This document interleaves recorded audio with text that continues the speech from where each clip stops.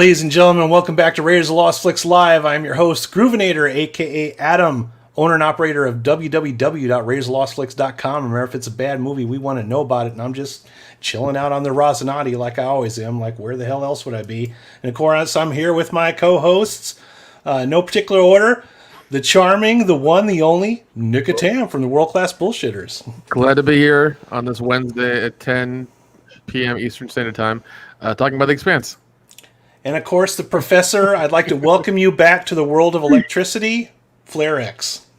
Thank you. It was 36 hours of oh my God, what did we just do?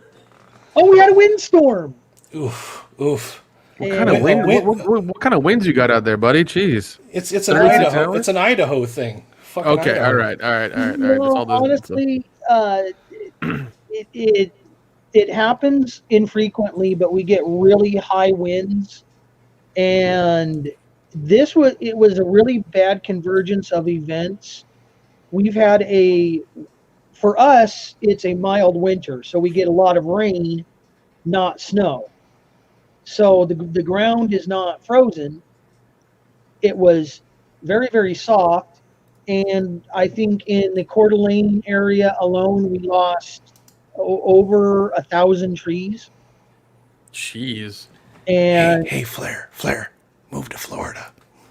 I like my Idaho. Thank you very much. Right some schmo in Idaho. Some schmo in Idaho. So I'm just going to kind of go around the room before I break down this episode, and I'm going to try to soldier through it because there's not that much going on in this episode, so I think I can handle it this time. But initial thoughts, Nick, what were your initial thoughts of this episode? Hard Vacuum. My initial thoughts was like, holy shit, Naomi made it. That was my first thought. I was like, damn it, she made it. Okay. But she's all fucked up. Like, she was really fucked up. This is why being in the vacuum of space while the sun side of you roasts a little bit is not fun. This is why you don't jump out into a vacuum. You jump out into space without a vac suit. Like, you just don't do that. Other than that, it was another slow episode, and I'm just kind of getting tired of the slow episodes now. I want some action. I want some shit to go down. The last one was crazy because of her jumping out. This one is a little bit way more dramatic again with her dealing with the ship and everything. Holden trying to find her, everybody doing their thing. We get more avasarala this time and dealing with Earth and the UNN. So yeah, it's a little bit more, but I really want I think we only have 2 episodes left, right? Yeah, this is episode 8. We have a 9 and a 10, Nick. I do love this show, but I'm terrified that they're going to give me a cliffhanger at the end of this, and I think that's going to happen. And once again, I'm fine with it, but I hate it at the same time. Yeah, because it's The Expanse and it's a really good show. So, damn it, Adam, you need a Sergeant Schultz for me. I know nothing. I don't know what you're talking about. Flare X, initial thoughts of this episode. This was an emotionally packed, slow paced, but emotional.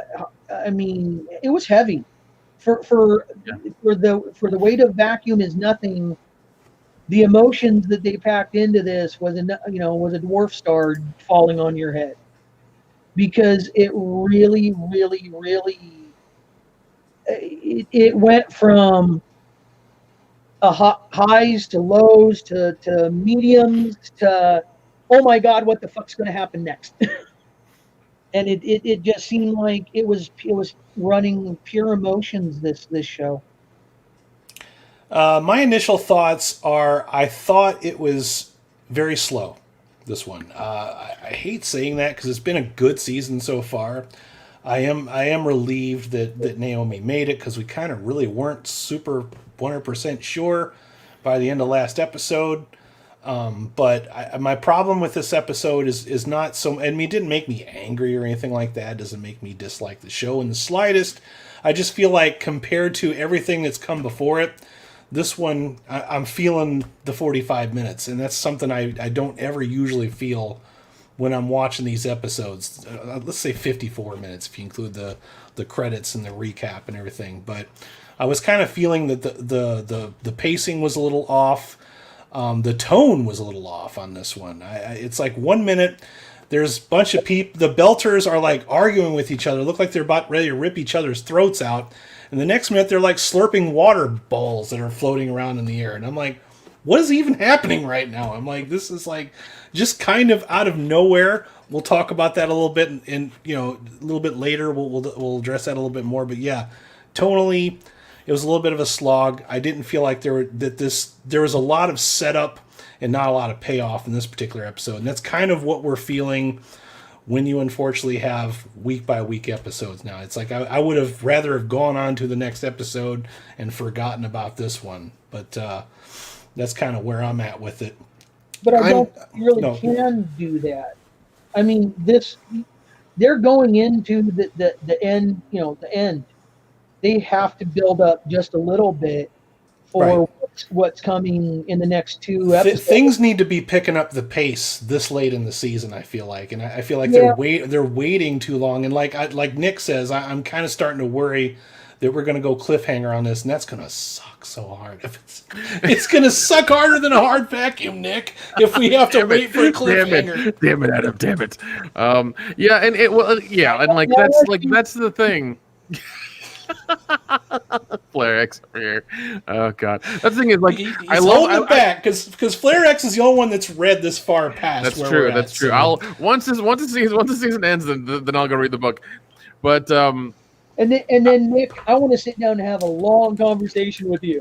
Because it'll be. We'll do that. We'll do. No. Once I'm done, I'll get the book and I'll read it, and we'll have a long like live stream about this or something. We'll have Adam moderate or just be there and sip tea or something. I can do that. I can totally do that. Believe it or not, right. I can keep my big fat mouth shut. I really can. Okay. All right. We'll do that. Once this is over, I'll get the book and I'll start getting into it and really. You're on. It's a date. Writing stuff down. That would be awesome because I love Nick's ideas and getting to sit down and talk about a book I love. Oh, come on. Oh yeah, definitely. It'll be like a 2-hour live stream. Oh, come on. 2 hours? If you met Flare X? That's true. No, that's true. 2 hours, that's just the intro, man. Yes. we're kidding, of course. But all right, so let me break this down as fast as I possibly can. You know what? We're going to do transitional material from now on. So here's my first transition. Would you like to know more? Of course, I totally blew that because I had the banner going at the bottom. It says, would you like to know more? So here's what's going on in this episode. So we open up on Peaches and Amos taking a piss. That's where we start this episode. Yeah. They're riding dirt bikes and then they're just taking a piss. And I'm like, are they doing what I think they're doing? Yep, they're pissing.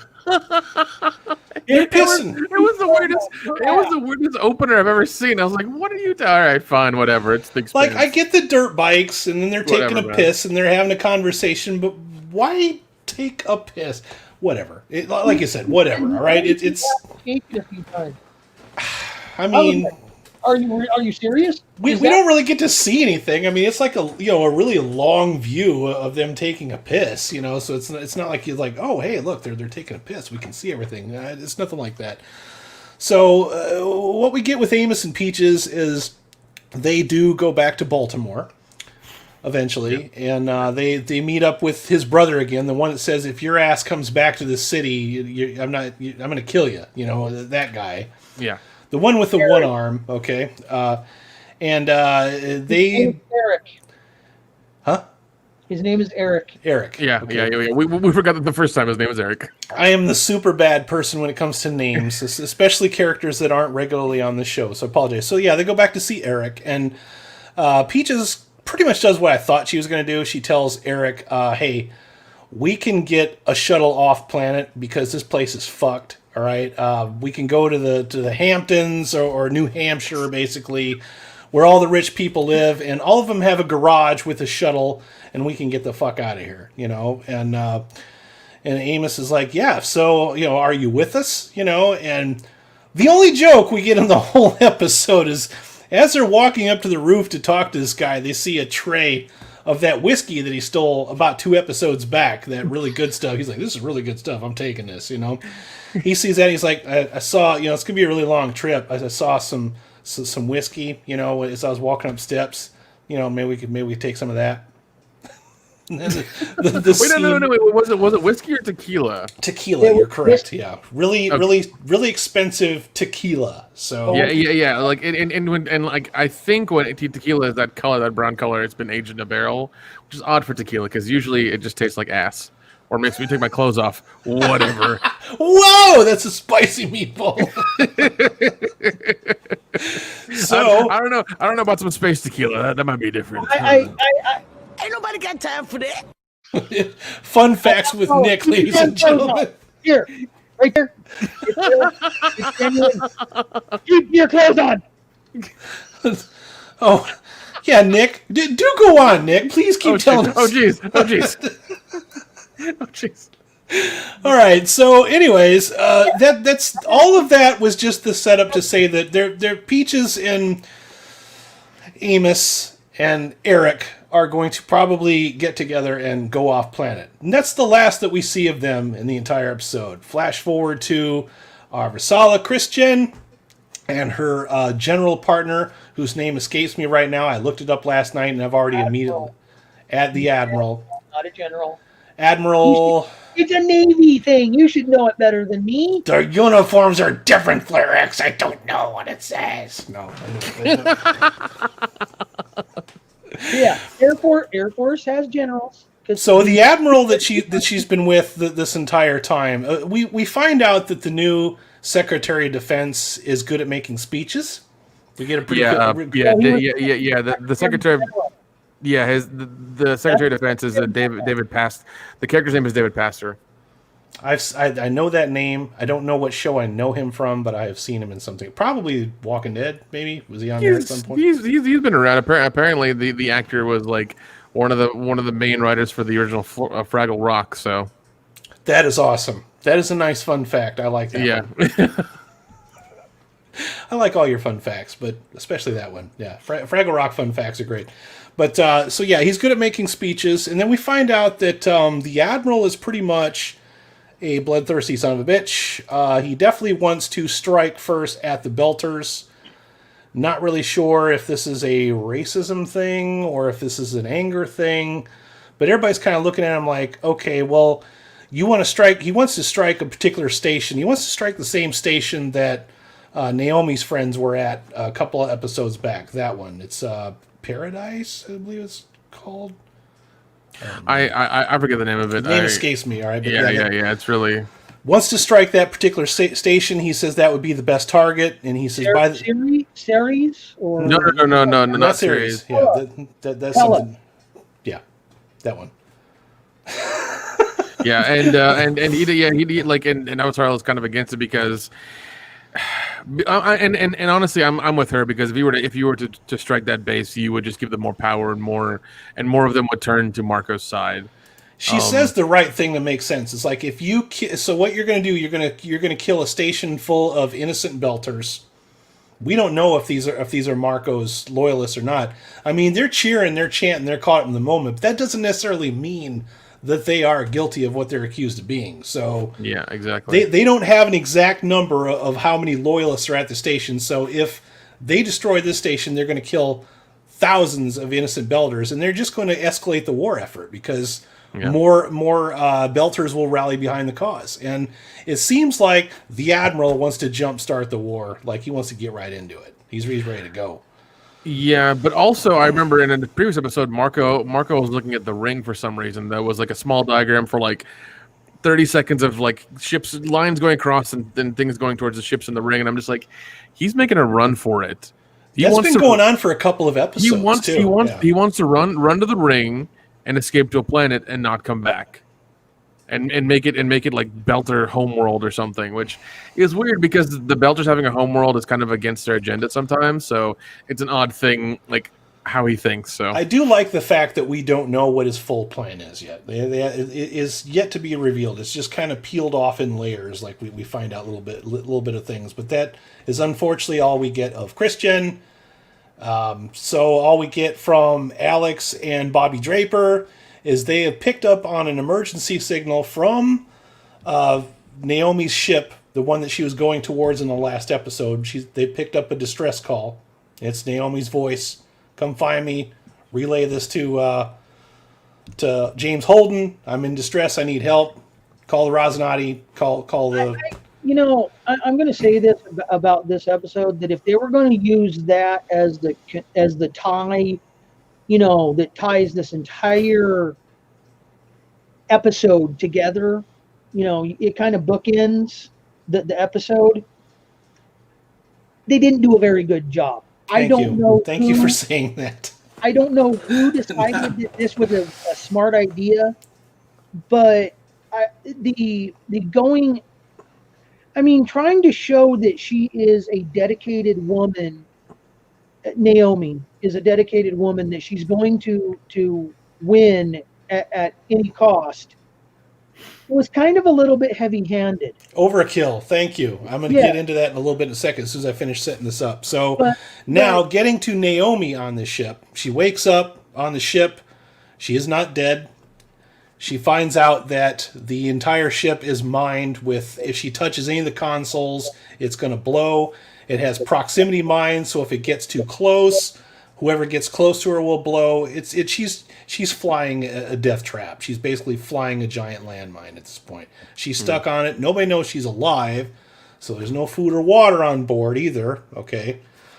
And most of the episode is Naomi on the ship figuring things out. And this is where I had the problem with the pacing, because like you just called it, Flair, heavy-handed, a little bit too much. Like, it's like, I get it. You know what I mean? There was a large chunk of this episode where I honestly did not know what was going on. I mean, it is eventually revealed to me, but I don't want to spend too much of the episode trying to figure out what's happening. And that's never really been a problem with this show too much from this point of the series on. Okay, like in the beginning, like as we had said many thousands of times, there's a lot to digest, but at this point, we're done with all of this setup. I don't need to play guessing games this late in the series. You know what I mean?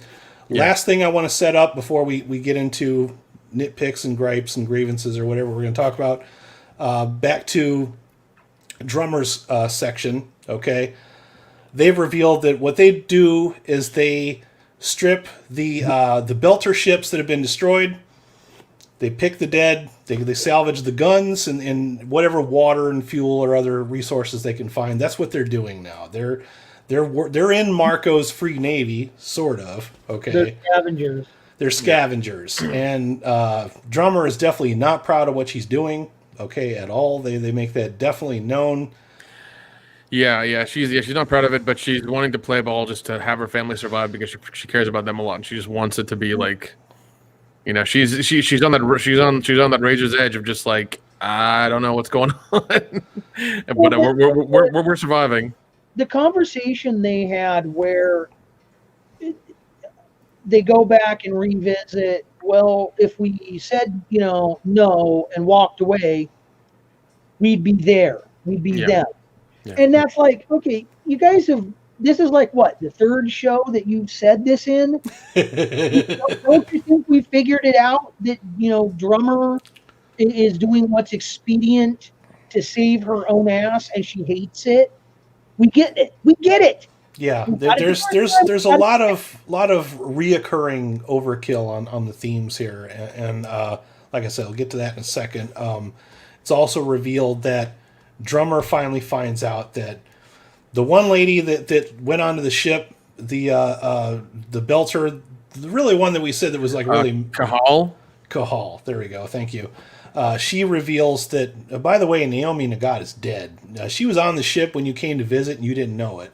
So, because once they actually pick up the beacon at the very end of the episode, and they're like, well, she can't be alive. She's dead. Okay.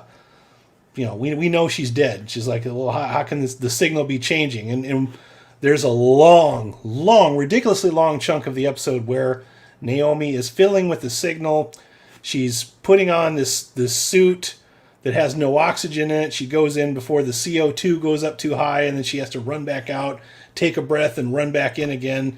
She's clipping the wire so that she can alter the signal so that somebody will pick up that she's in the ship, because she doesn't want anybody to come, especially not the Rosinati to come, because she already knows that Alex and Bobby are on the way, and she can't transmit out, but she can receive transmissions. So because she's tried to, and it seems like Marco almost predicted she was going to get on that ship, because she can't do anything on there. She tried doing it with, I think, one of the helmets. It fried itself. It just couldn't work. It didn't do anything.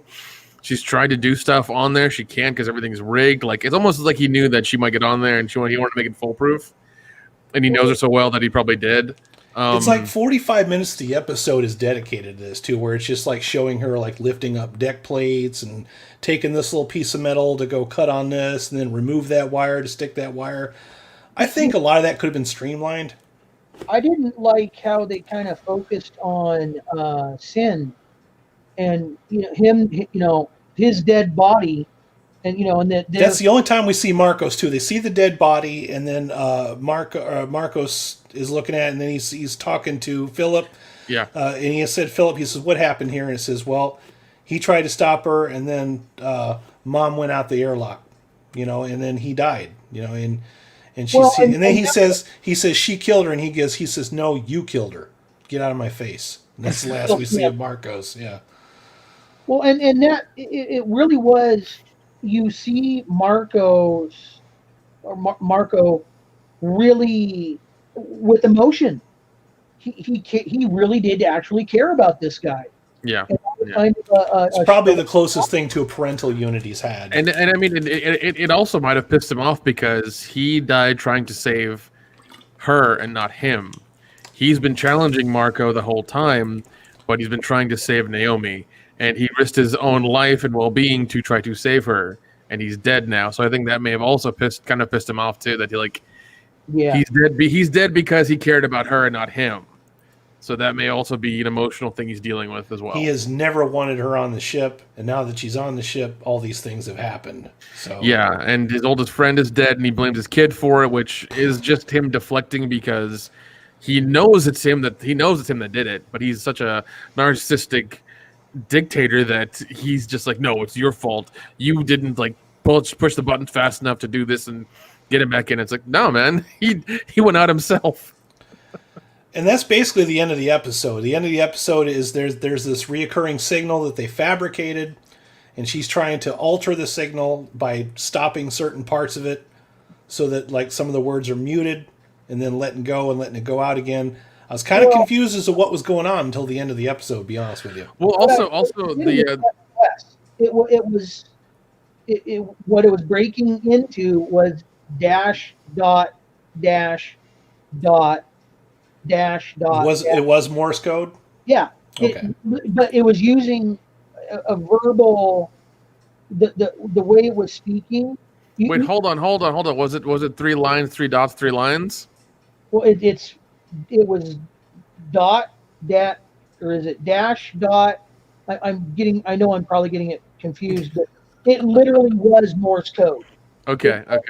Because nobody ever, as much as we're talking about heavy-handed and over-explaining, they never actually come out and said Morse code, because Nick and I didn't get it, and I watched it twice, and I didn't pick up on Morse code. No, well, and also the well, yeah, okay. I mean, Flair pick up on it in Morse code. He's the, he's you'd get it. I had to learn it at a young age. You learned it at a young age, but what I'm getting at, though, is not the average person would pick up on that, like the average Expanse fan. That's true. Show. Apparently, the marks she made on that piece of metal was the amount of oxygen she had in the room, because she kept going in and out, and she knew how much is in that room that she could expend, because every time she was going into that other place that didn't have any oxygen, she was like, I was confused about that too. She keeps going out, and I'm like, okay, are you just logging your attempts at trying to alter the signal, or are you measuring the oxygen in your suit, or it was confusing.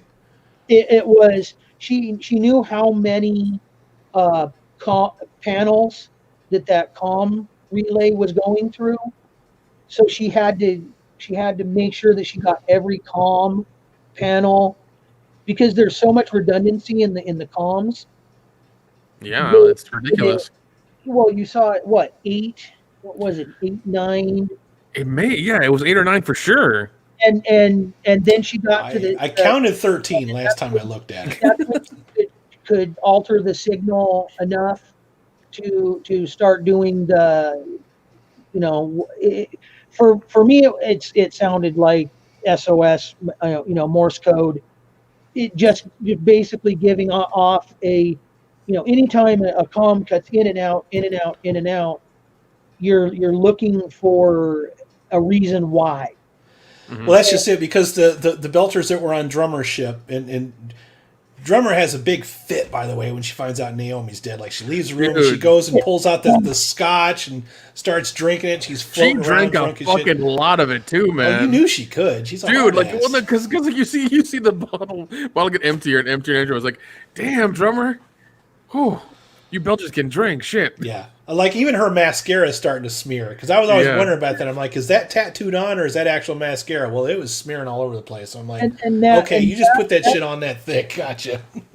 That's also where I was saying that, man, there's a lot of emotion here. And normally Drummer does not show emotion. And it's like, what are you setting up here? Because it's like, I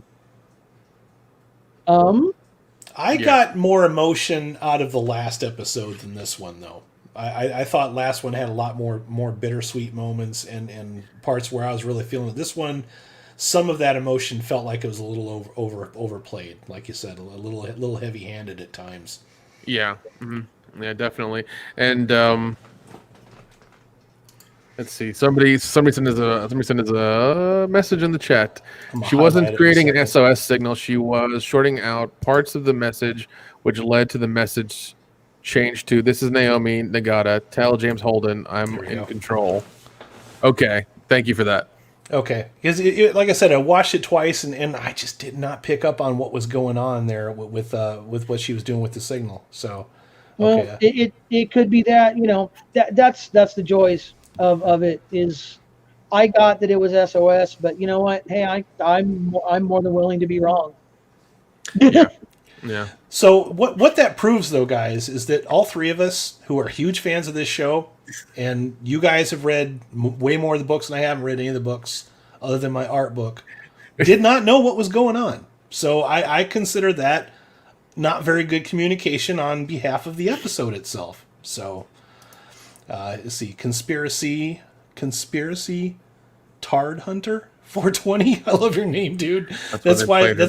Play the message deep into the credits. Okay. Yeah, so you could get, so it would reiterate and you would understand what it was saying, kind of thing. So, Which I thought I loved when they did that, because it made it more ominous.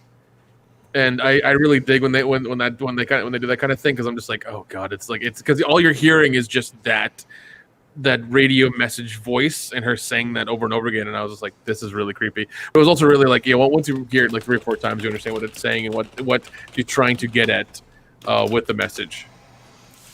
All right, so thankfully to fellow fans, we finally got that cleared up for us. I appreciate it. I really do. We're getting lots of messages now. I love it. It was a good choice. It would have been really confusing otherwise. Yeah, because like I said, there was a large chunk on the first watch where I'm like, I don't want to be this frustrated. I feel like I know a lot about science fiction, but right now I feel dumb. Yeah. Let's see. ME said they deliberately obscured it so we would be in the dark, just as everyone else would be who heard the message. Okay, yeah, makes sense. And that's what I was hoping. So I don't have to feel stupid anymore. That was by design. Okay. Another thing I have, I just want to throw it out there because it was totally kind of strange. Okay.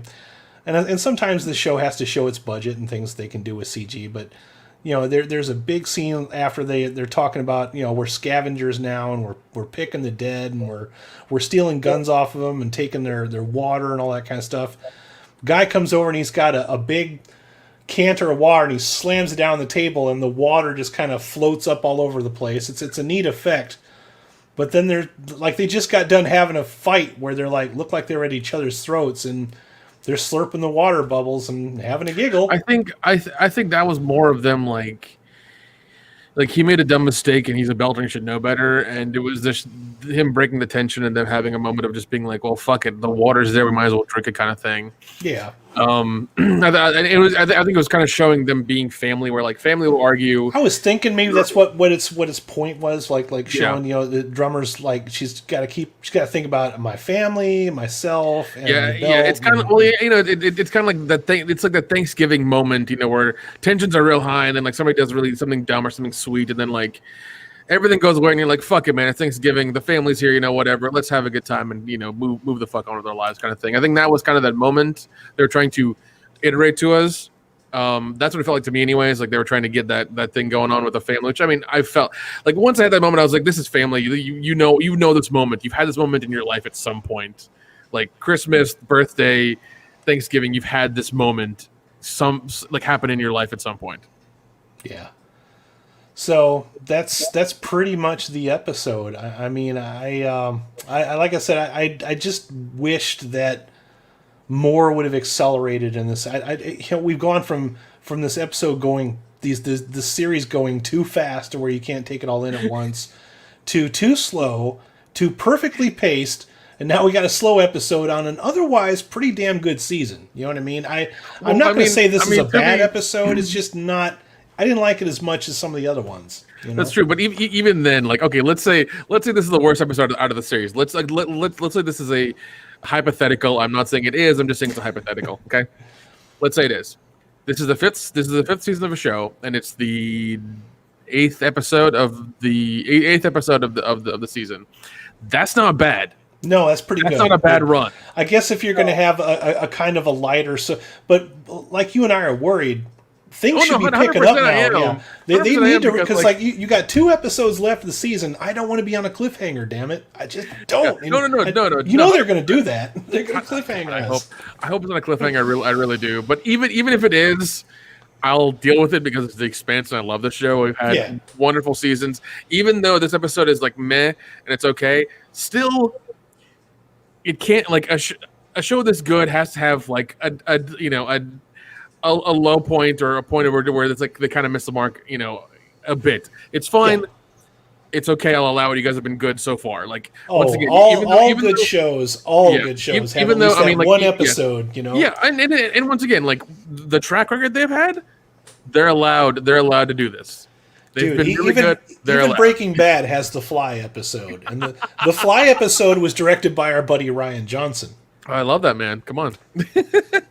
We love that guy, right? He's our favorite. Yeah. Let's see. Conspiracy Dart Hunter 420 said, "Will you guys read the books before season 6?" Okay. I go ahead, Nick, and then I'll say. Okay. Here's the way I operate. The way I've done this ever since the beginning. I found the show on a lonely Friday night, and I watched like the first season and a half over the weekend. Like I got real into it. And then I realized, they're books. And then I got the book and read those books. What I've done now is that once a season is done, I'll go back and read the book and compare and contrast in my head of what the difference is. Flair here, hold on, he's over there. Flair up there. He has read all of the books and he knows all the stuff more than we do. He knows what's happening this season. He's just not going to tell us. What we're going to do is when this is done, we're going to do a really long live stream of after I read book 5. We're going to discuss it and discuss the season 5 of the show and like really go into it. It's going to be like an 8-hour live stream. I hope you guys enjoyed that. Explosive Merv mentioned this last week. He says, talk about cliffhangers. Did you guys check out the episode 5 intro? No, man, I forgot to. Oh God, life happens, man. I'm just, I'm bad. I'm sorry. I'm so bad. Explosive Merv, we have failed you. I hope you will find in your heart forgive us. I will fall on my sword for you, Explosive Merv. I swear to God. I'll film it and I'll make sure I send it directly to you. Oh, jeez. Kidding. So bad. Okay, so my take on the last question was I don't want to read the books before I watch because I want to enjoy the show for what it is. I've discovered it as a TV show. I've enjoyed reviewing the TV show, and I want to be genuinely surprised. So I don't. Also, I want to mention too. I've been a very stickler when it comes to a good TV show or a good movie should not require outside help for me to enjoy what I'm watching. I don't want cliff notes and outside. A good TV show should be able to you communicate the information to me so that I can understand it without me having to use outside resources. So that's just kind of my thing. ME says, I can discuss Expanse for hours on end and never get bored. It's borderline painful to discuss with friends whose main input is it's good, and I feel your pain there. We have similar problems with this. If you notice, there's not really a lot of people doing, I mean, there are a lot, but not enough people doing videos on this show. I mean, it's everybody, like within our circles that we know, they like to complain about science fiction.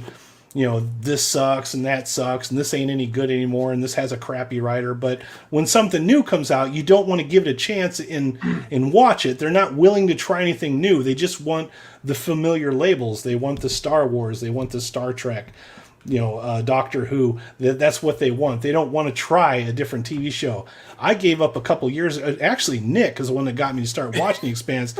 I'm like, Nick, I just got done watching The Orville. It was great. I need some more good sci-fi again. And he's like, dude, watch The Expanse. And I'm like, I watched the first season, and I was like, He's like, no, just keep watching it. Trust me on this one. And okay, to make everybody who's watching this jealous. I hate you. But you know what, Nick? You know what?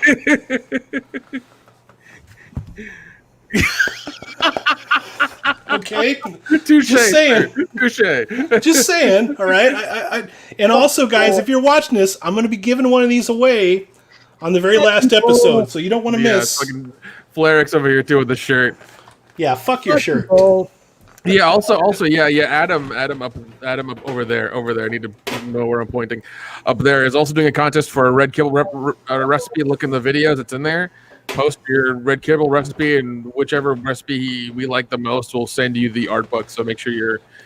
Otherwise, just show up for the last episode, and we'll like do a trivia contest. Also, a conspiracy tard hunter 420. God's a name.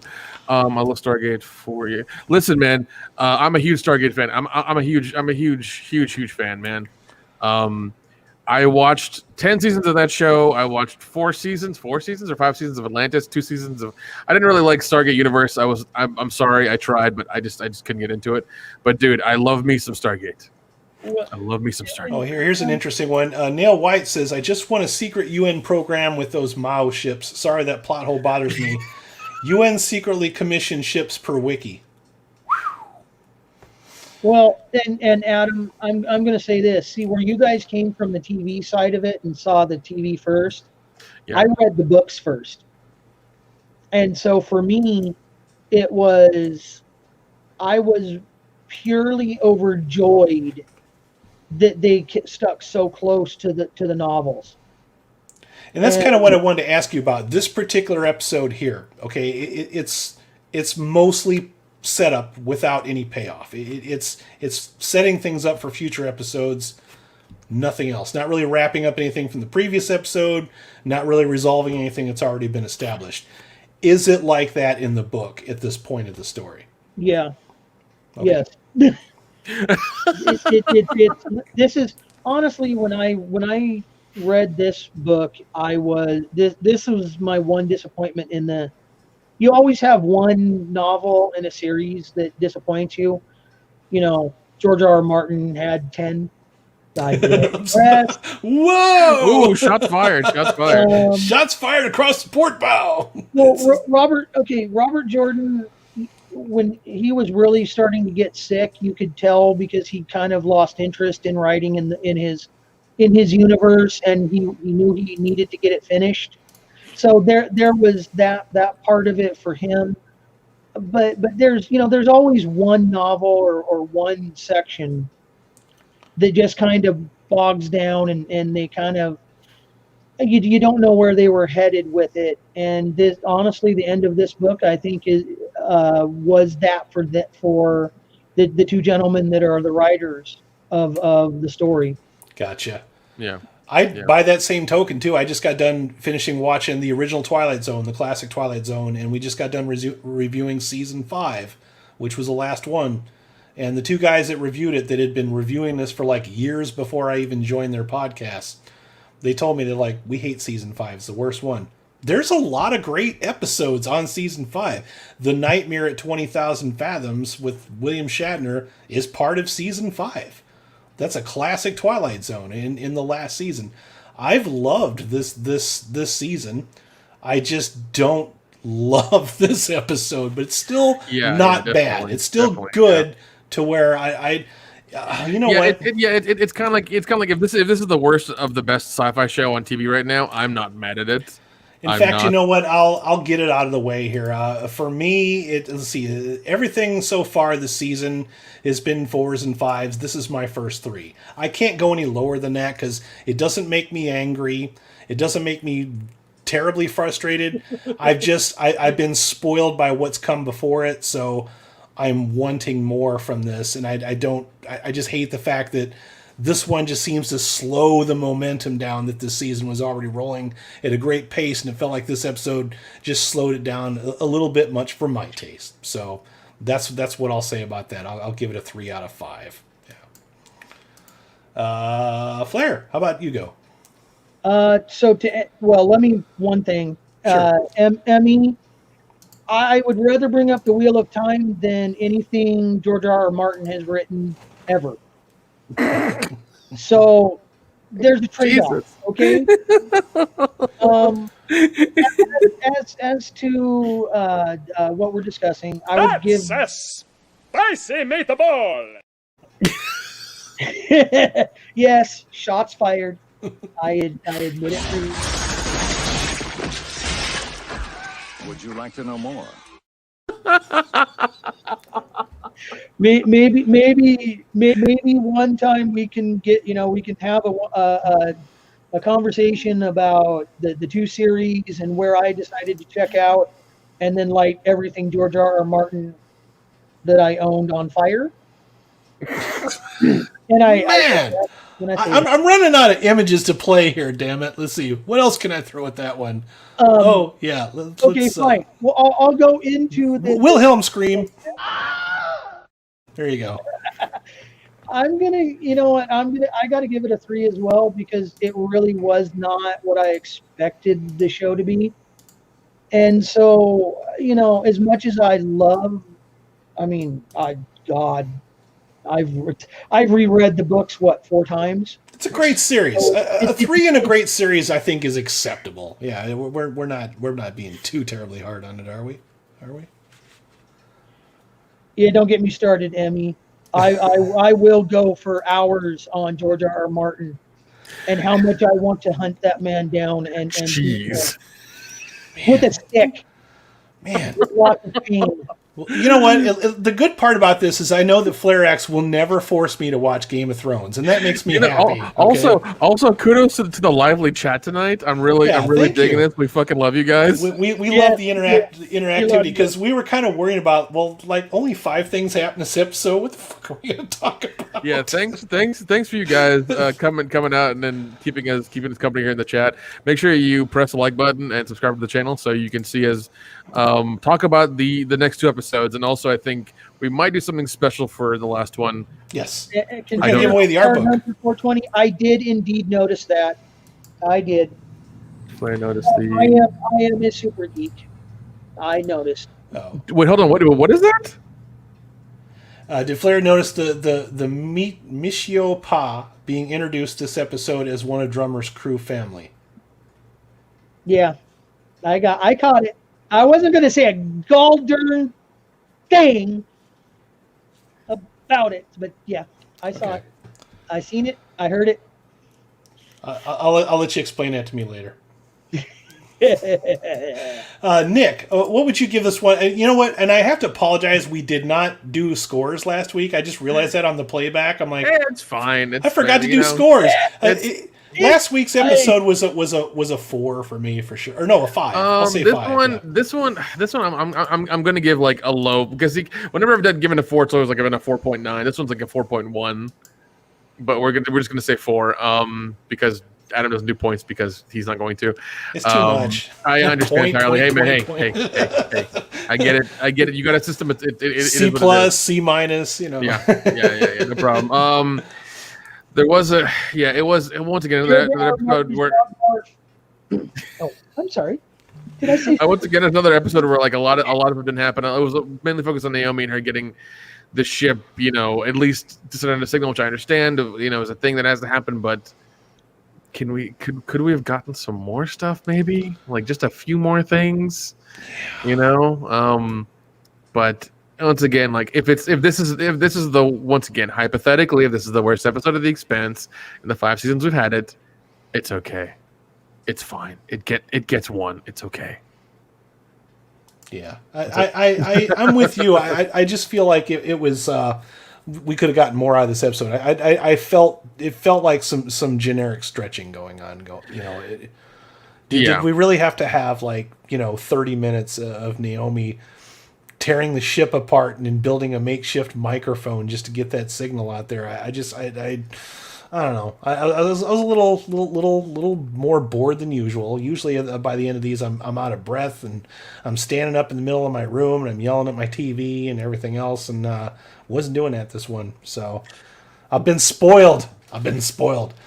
Lively chat tonight, and I love this. See what we got here. So, okay. Elvis says, I hate when Belters say we had to join. Marco would have killed us, and the audience is buying it.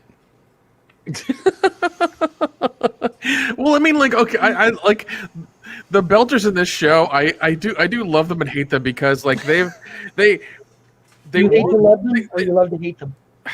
That's also a good point. That's also a really good point. Because as soon as the rings open, they wanted a planet. But I remember when in season 4, it was said that in 2 generations of being on the planet, they won't know who they are anymore, so they won't be Belters. So why do you want a planet then? And why do you want independence? Don't you just want to be in the belt?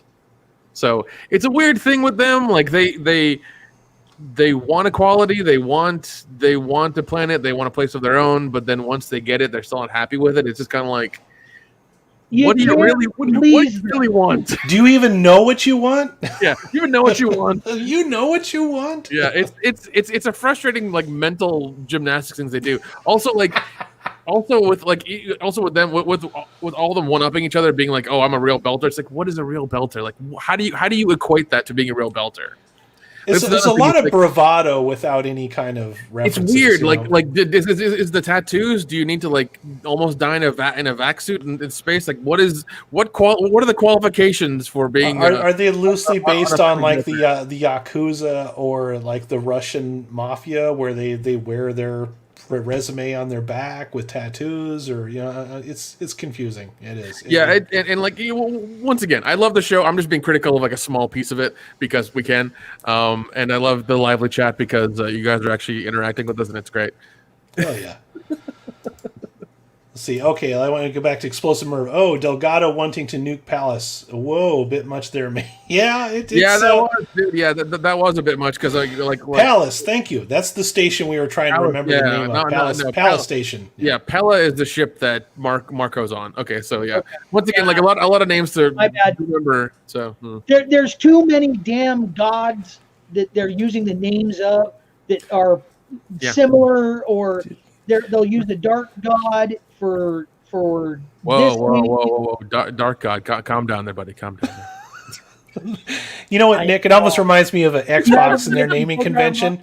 It's like you got the Xbox, the Xbox 360, the Xbox One, the Xbox Series X, the Xbox Series S, the Xbox One X, which is now obsolete. Don't even try to think about it. Just fucking go with it. Right? Oh my god. Null White says, I say nuke all the belters and the ships. Jesus, buddy. God. Well, but it really is an interesting commentary upon, if you're deep enough into it and you read the politics of what they're doing, it's basically mad, mutually assured destruction. Hold on. Oh no, you're fine. No, Emmy made a good point here. Go ahead, Nick, if you want to read that one. No, I want to read it. I want to read it because what she said halfway through it. I love this. I enjoyed this episode. It's calm for the storm. Hopefully, also I adore seeing incredible, brilliant people utilizing their intelligence ingeniously. Naomi McGruber. McGruber the heck out of this. McGruber. You didn't even say McGruber. You said McGruber. Points for you for that. You know what? You're getting a special. You're getting a special video clip just for that. I That's for you. McGruber. Not even McGruber. You and McGruber. Good for you for even making that. Best comment of the night by far. Oh, man, that's a lot of fun. All right, so now White says, as a black person, I can understand trying to up each other. Oh, okay. Yeah, this is probably, that would make more sense as to why this is going on. Absolutely. Yeah, definitely. I don't know. I say nuke all Belter stations and ships. Yeah, I'm from Buenos Aires. I say nuke them all. Let's see. Nuke and Palace would be a waste of nukes because Marco's real base is obviously Ceres, which Dawes doesn't seem to like. Leader that would go for division or civil war. Well, absolutely. Yeah, Dawes seemed to be the one that was more or less trying to keep the peace rather than going in the direction that, Marcos, we've called it out. He's got an Oedipus complex. He wants to be Alexander the Great. He has an agenda. He says it's one thing, but it's clearly something else. Yeah. Also, I think what is it? The last comment for Conspiracy Hunter for Conspiracy Tard one or whatever. Null White wants to know who Gruber is. There's a movie called MacGruber. MacGruber, yeah, it was. I think it was an SNL skit where they made fun of MacGyver. They made a movie out of it too, and then they made a movie out of it. So it's one of those things. Off of MacGyver, it was great. Yeah, but let's see. What is it? Conspiracy Tard Hunter 420. We love your name, by the way. I did enjoy Naomi's acting. This episode felt her physical pain after having spaced herself. Well, dude. Last episode, I felt like that was an Emmy nod for sure. No, and here's the thing. Dominic Tipper, she deserves an award, if not at least to get fucking nominated for at least a nomination for this show. I'm serious. Well, at least especially this season. Yeah, I'm gonna be pissed off. Because especially this season, dude, because this season she's 100% been committing to it, and I would like to see her get some kind of an award for sure. She deserves recognition. Her and 100%. Drummer. Yeah, dude. Oh my God, Drummer. Well, I love Drummer anyway, but yeah. She really emoted the most in this one. Like she just straight up, she was doing like one of those Klingon war yells, just like. And then, Hold on. Emmy had a really good comment, really fun one actually. I used to work at NBC and saw many of those skits being filmed. They always cracked me up, and I see Will Forte in the hallway. It's MacGruber costume. Lucky you for working at NBC and doing that stuff. Oh my God. You used to work at NBC. That is so cool. Make sure you follow my Twitter. I want to follow you back. Yeah. Also, Emmy, if you could get me get me in there, give me a deal somehow, that'd be really cool. Just he's very charming. I'll vouch for him. My Twitter's in the bottom right here. He's very charming, by the way. I'll vouch for him. I'm trying to get a deal going on here. All right, so UN should go full Mimbari Butlaran Jihad. Ooh, I don't know about that. Yeah.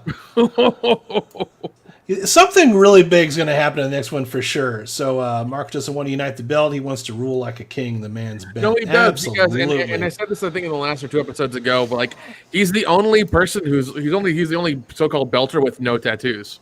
He doesn't have any belter tattoos or any insignias, no nothing. He's shady. He's not for part of a faction or anything. He's just a dude who really loves power. Yeah. And I noticed that. That seems to be a reoccurring theme in season 2. Is the power struggle, because you got the admiral. He's definitely bloodthirsty, and then you got Marcos, who doesn't mind dispatching people in his own will without asking them first, and that's weird stuff to me. Like he's not exactly a cult, but he's playing off of their fears and angers. That's for sure. No, Marco, Father of the Year, blaming Flip for sins. That, you know what? You're right, and you get a special clip right here. That's a spicy meatball. Because that's the truth. I'm really loving the chat. You guys are awesome. You guys are making this a lot of fun. We were almost gonna run short there, but then you guys started, No, this is great. I love all this feedback. Flat tattoo. I could just see the tramp stamp on right above his. Marco has it. Oh my God. Right above his belt line. That he Okay. Wait. Let me guess. YOLO. What would hold on? No, What would a belter slut tattoo look like? That's the question. What would it be? Wow. That's the question tonight. I'm going to put that in the comment section. What would a belter slut tattoo look like? A belter tramp stamp. I want you to describe it to us in vivid detail, okay? Oh my god! Yeah, really. That'd be hilarious. We'll read your comments on the next show for sure. What would a belter slut tattoo look like? What would a belter tramp stamp look like? Like that's the $500,000 question right there. That's a good question because everybody left on the Rosinati, and we haven't seen Saki yet. So is she going to come back in the episode? Because she's kind of a frightening villain to me. She seems very motivated and just like completely without remorse. Exactly. The lack of tattoos is very telling. What's even more telling is Philip's neck tattoo being a duplicate of Naomi's. Is it a belter thing to take a mother's tattoo, or is it a sign? It's a tribe. It could be a subtle sign. It could be something that the writers put in there just for us to kind What of is be it? like, oh my god. What did you say, Flair? What did you say it was? It's a tribe thing. Okay. You'll see variations of that neck tattoo on people. At least that's how it's explained both in the wiki and I think they go into it in the books a little bit. But in like one or two they go into it. Okay, next one. What Marco's doing will make the belt stronger, and after the belt overthrows him, the belt will live on what Marco built. So basically, they're going to be France. I mean, come on, France. What, 100 years? Oh man. I hope we don't have any French listeners right now, because oh boy. I don't take any responsibility for these people. I want to see it. Well, she doesn't, because there's a scene in I think season 2 or 3 where her and Holt see her entire back. and you see her entire back. In fact, there's some more scenes where like you see her entire back naked. I don't know if she had it done like between season 4 and 5. We don't know that right now, but as far as we know visually, she doesn't have a belter slut tattoo. I'm not going to say anything now, White. I have a YouTube channel. We'll just leave it at that. All right. Philip brought Naomi to the Pella without permission, so Philip is to blame. Ooh. He wanted his mommy. Okay, that's what he wanted. Well, And he says, so Philip considers himself in Naomi's tribe, but Marco is without a tribe. That is extremely odd. well, I think what it is indicative of is the Belters is a matrilineal society. What does that mean? They pass it down through the mother's side of things. Okay. so it's kind of similar to Klingons and like the House of Moog or what, it just passes down throughout generations. Gotcha. Yeah. At least that's my understanding of it. I mean, don't hold me to that. I still need to do a little bit more research on it. But as far as I understand it, the Belter Society, because guys die so rapidly, it's very much, it's never been stated outright on the show. So that's why I've got to go do some digging. So remind me. Post a comment and I'll go do some digging. I do respect that the show doesn't over-explain things too much, though, because it doesn't want to insult its audience either. Yeah, that is a lot of fun. Well, that's how things in the Soul System are. Marco Naros, hero to the belt. No one will say it 10 years later. I don't know. We don't really say that about Alexander the Great now. Okay, I can understand it's never been stated outright in the show. Yeah, no, it's something. This is a fun thing to talk about. I'm glad people are getting in on this in the chat, and just we're having a nice conversation about what these things are in the show that we love. I really like this. This is the positivity we need right now. This is what we came to having do. Yeah, having theoretical ideas about a science fiction TV show. That's all we want. Emmy, I feel your pain too when it comes to not being able to talk to your friends. There's other people that I know in my circle that I've tried to bring onto the show, but Oh yeah, these dude. guys are more committed to the show than any of those guys are. They're they're not willing to Dude, commit to it. So I've tried to get some people on this show, but it's kind of like that's why I was hoping that the pandemic wouldn't fucking happen last year. I could go to Dragon Con and like talk to some, because I think the year before that they had a whole section of the Expanse for Dragon Con where like there are people who are teaching Belter, people, there were little discussion groups they would have for the Expanse and stuff like that. I even saw people like in the pure clean overalls. I saw a girl wearing the MCRN uniform, and I was like, "Fuck yeah, that's awesome!" Like people were actually like doing this. I was wanting to go back last year because I was like, "There's gonna be more of them this time." let me ask you this, Nick: can you find somebody to make us some NCRN uniforms?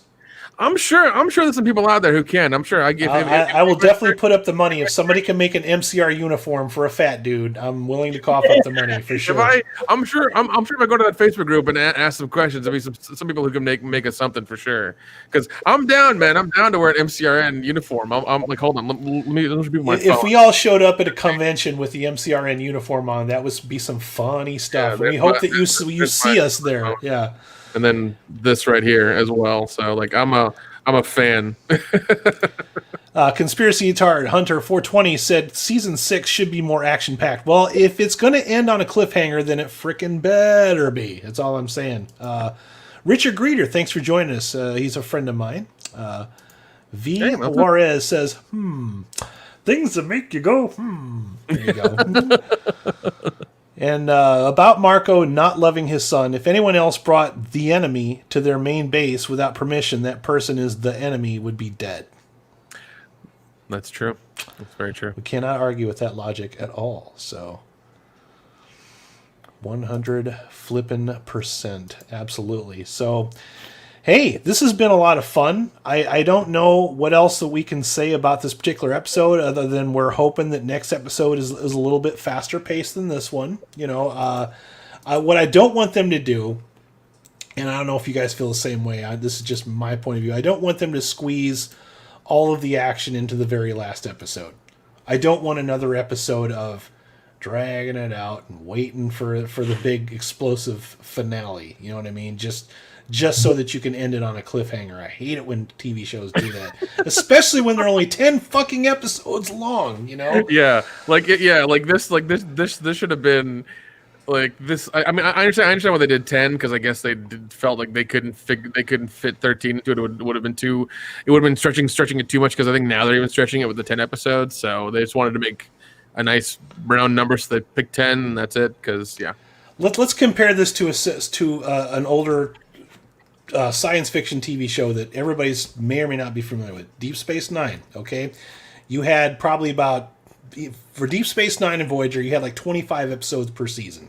Yeah, a lot of those were filler and one-off episodes and character-driven episodes. Sometimes you had a funny episode. Sometimes you had an episode where nobody does anything.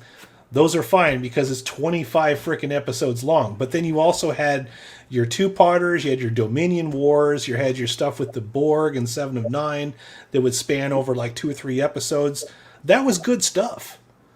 But you could squeeze it all into like a couple of episodes, you know what I mean? And everything else was just kind of filler. When you only have 10 episodes to tell your grandiose story, yeah, you gotta pace it out really good. You know what I mean? So, did I really just get a Space 1999 reference? What? Jeez, Richard. Really? Come on. You know what? I'm gonna be honest with you. I remember that being on a lunchbox when I was a kid. I tried to watch that show and I couldn't get past 10 minutes of it. It was so. Yeah, I think it's. I think it's free on like the Roku channel or something, and I tried watching it as well, and I was like, I can't. Yeah, I really tried. It's on there, and it's also on Shout TV, which I have a subscription to, so I can watch all the Mystery Science stuff. I tried, man. Sometimes it's just a little too old for its own good. You know what I mean? So That's true. Yeah. See, we got a few messages. Let's see. Emmy says Belter's very nice. Belter's very similar love to, DS9. Gold Ducat for life. Yeah, Gold Ducat and Garrick were some of the most interesting freaking characters in all of Star Trek sci-fi. I'll stand by that. That would really really surprised me. So let's see what we got here. Yeah, we got a few messages starting at the top here. Let's see. Let's see. Oh, here we go. Let's hope Amos has a thing. Dude, who doesn't like Amos? Who doesn't like Amos in the show? I'm gonna be honest with you. When it comes to search results, the highest percentages are Amos right now. Really? This is the Amos. This is the Amos TV show right now. When I go and look for information about this show, that is the highest percentage. It's Amos. The close second is Dominic Tipper. Okay. And Naomi right now. Yeah. So. Well, once again, like the DragonCon 2018. I think it was Stephen Strait and Wes Chatham, James Holden, and Amos Burton were at DragonCon. Only them. But I think the year before that, it was like the whole crew, whole cast. I didn't know who they were. But the second time around, like those two guys were there, and I got to talk to them for like a few minutes because nobody knew who they were, which was really sad. Wes Chatham is a super nice guy, hilarious dude. He seems like it. I would fucking love to hang out with that guy because, like, even on the the after show that they do, he's a handsome fella. I wouldn't mind trading places with him for a little while. You know, that's true. That's very true. But like even the way he acts on the after show on the Prime YouTube channel or whatever, he seems like a fun dude to hang out with, man. He's got some stories to tell. Man, he really. Yeah. I've really, ever since you told me about the after show, I've really gotten to like him a lot more. He owns that after show for sure. Noah White says, "I want an MCRN and Battlestar Babylon 5 crossover. Like, at least I think that's what you want meant by Andromeda. That. Screw that.